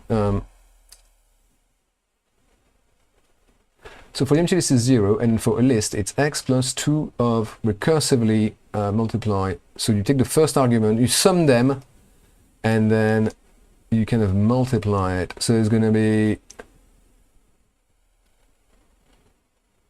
so the column number 1 is going to be like 1 plus the value of the argument pass and return by HCode. So it doesn't really return, well, it's going to return 2 plus function z, you know, 4 plus 2 multiplied by function z on this list, which is going to get called here, it's going to call here, and then we're going to have a 0. That 0 is a, so the empty list is 0, and then that's going to multiply by 2, but it doesn't matter. They add 2, so it's going to, this is, so you kind of do it with the argument like this and the return thing. So at 5, so there's first one, second one, third one, only got 2, only 1, and then this is the empty list. The value returned by the empty list is 0. This is going to be 3 plus 2 times 0, that's fine. Then this is going to be 5 plus 2 times 3, so that's 11. And then it's going to be 2 plus 2 times 11, so that's 26. And there's going to be 4 plus 2 times 26, so that's going to be a 56. Yeah.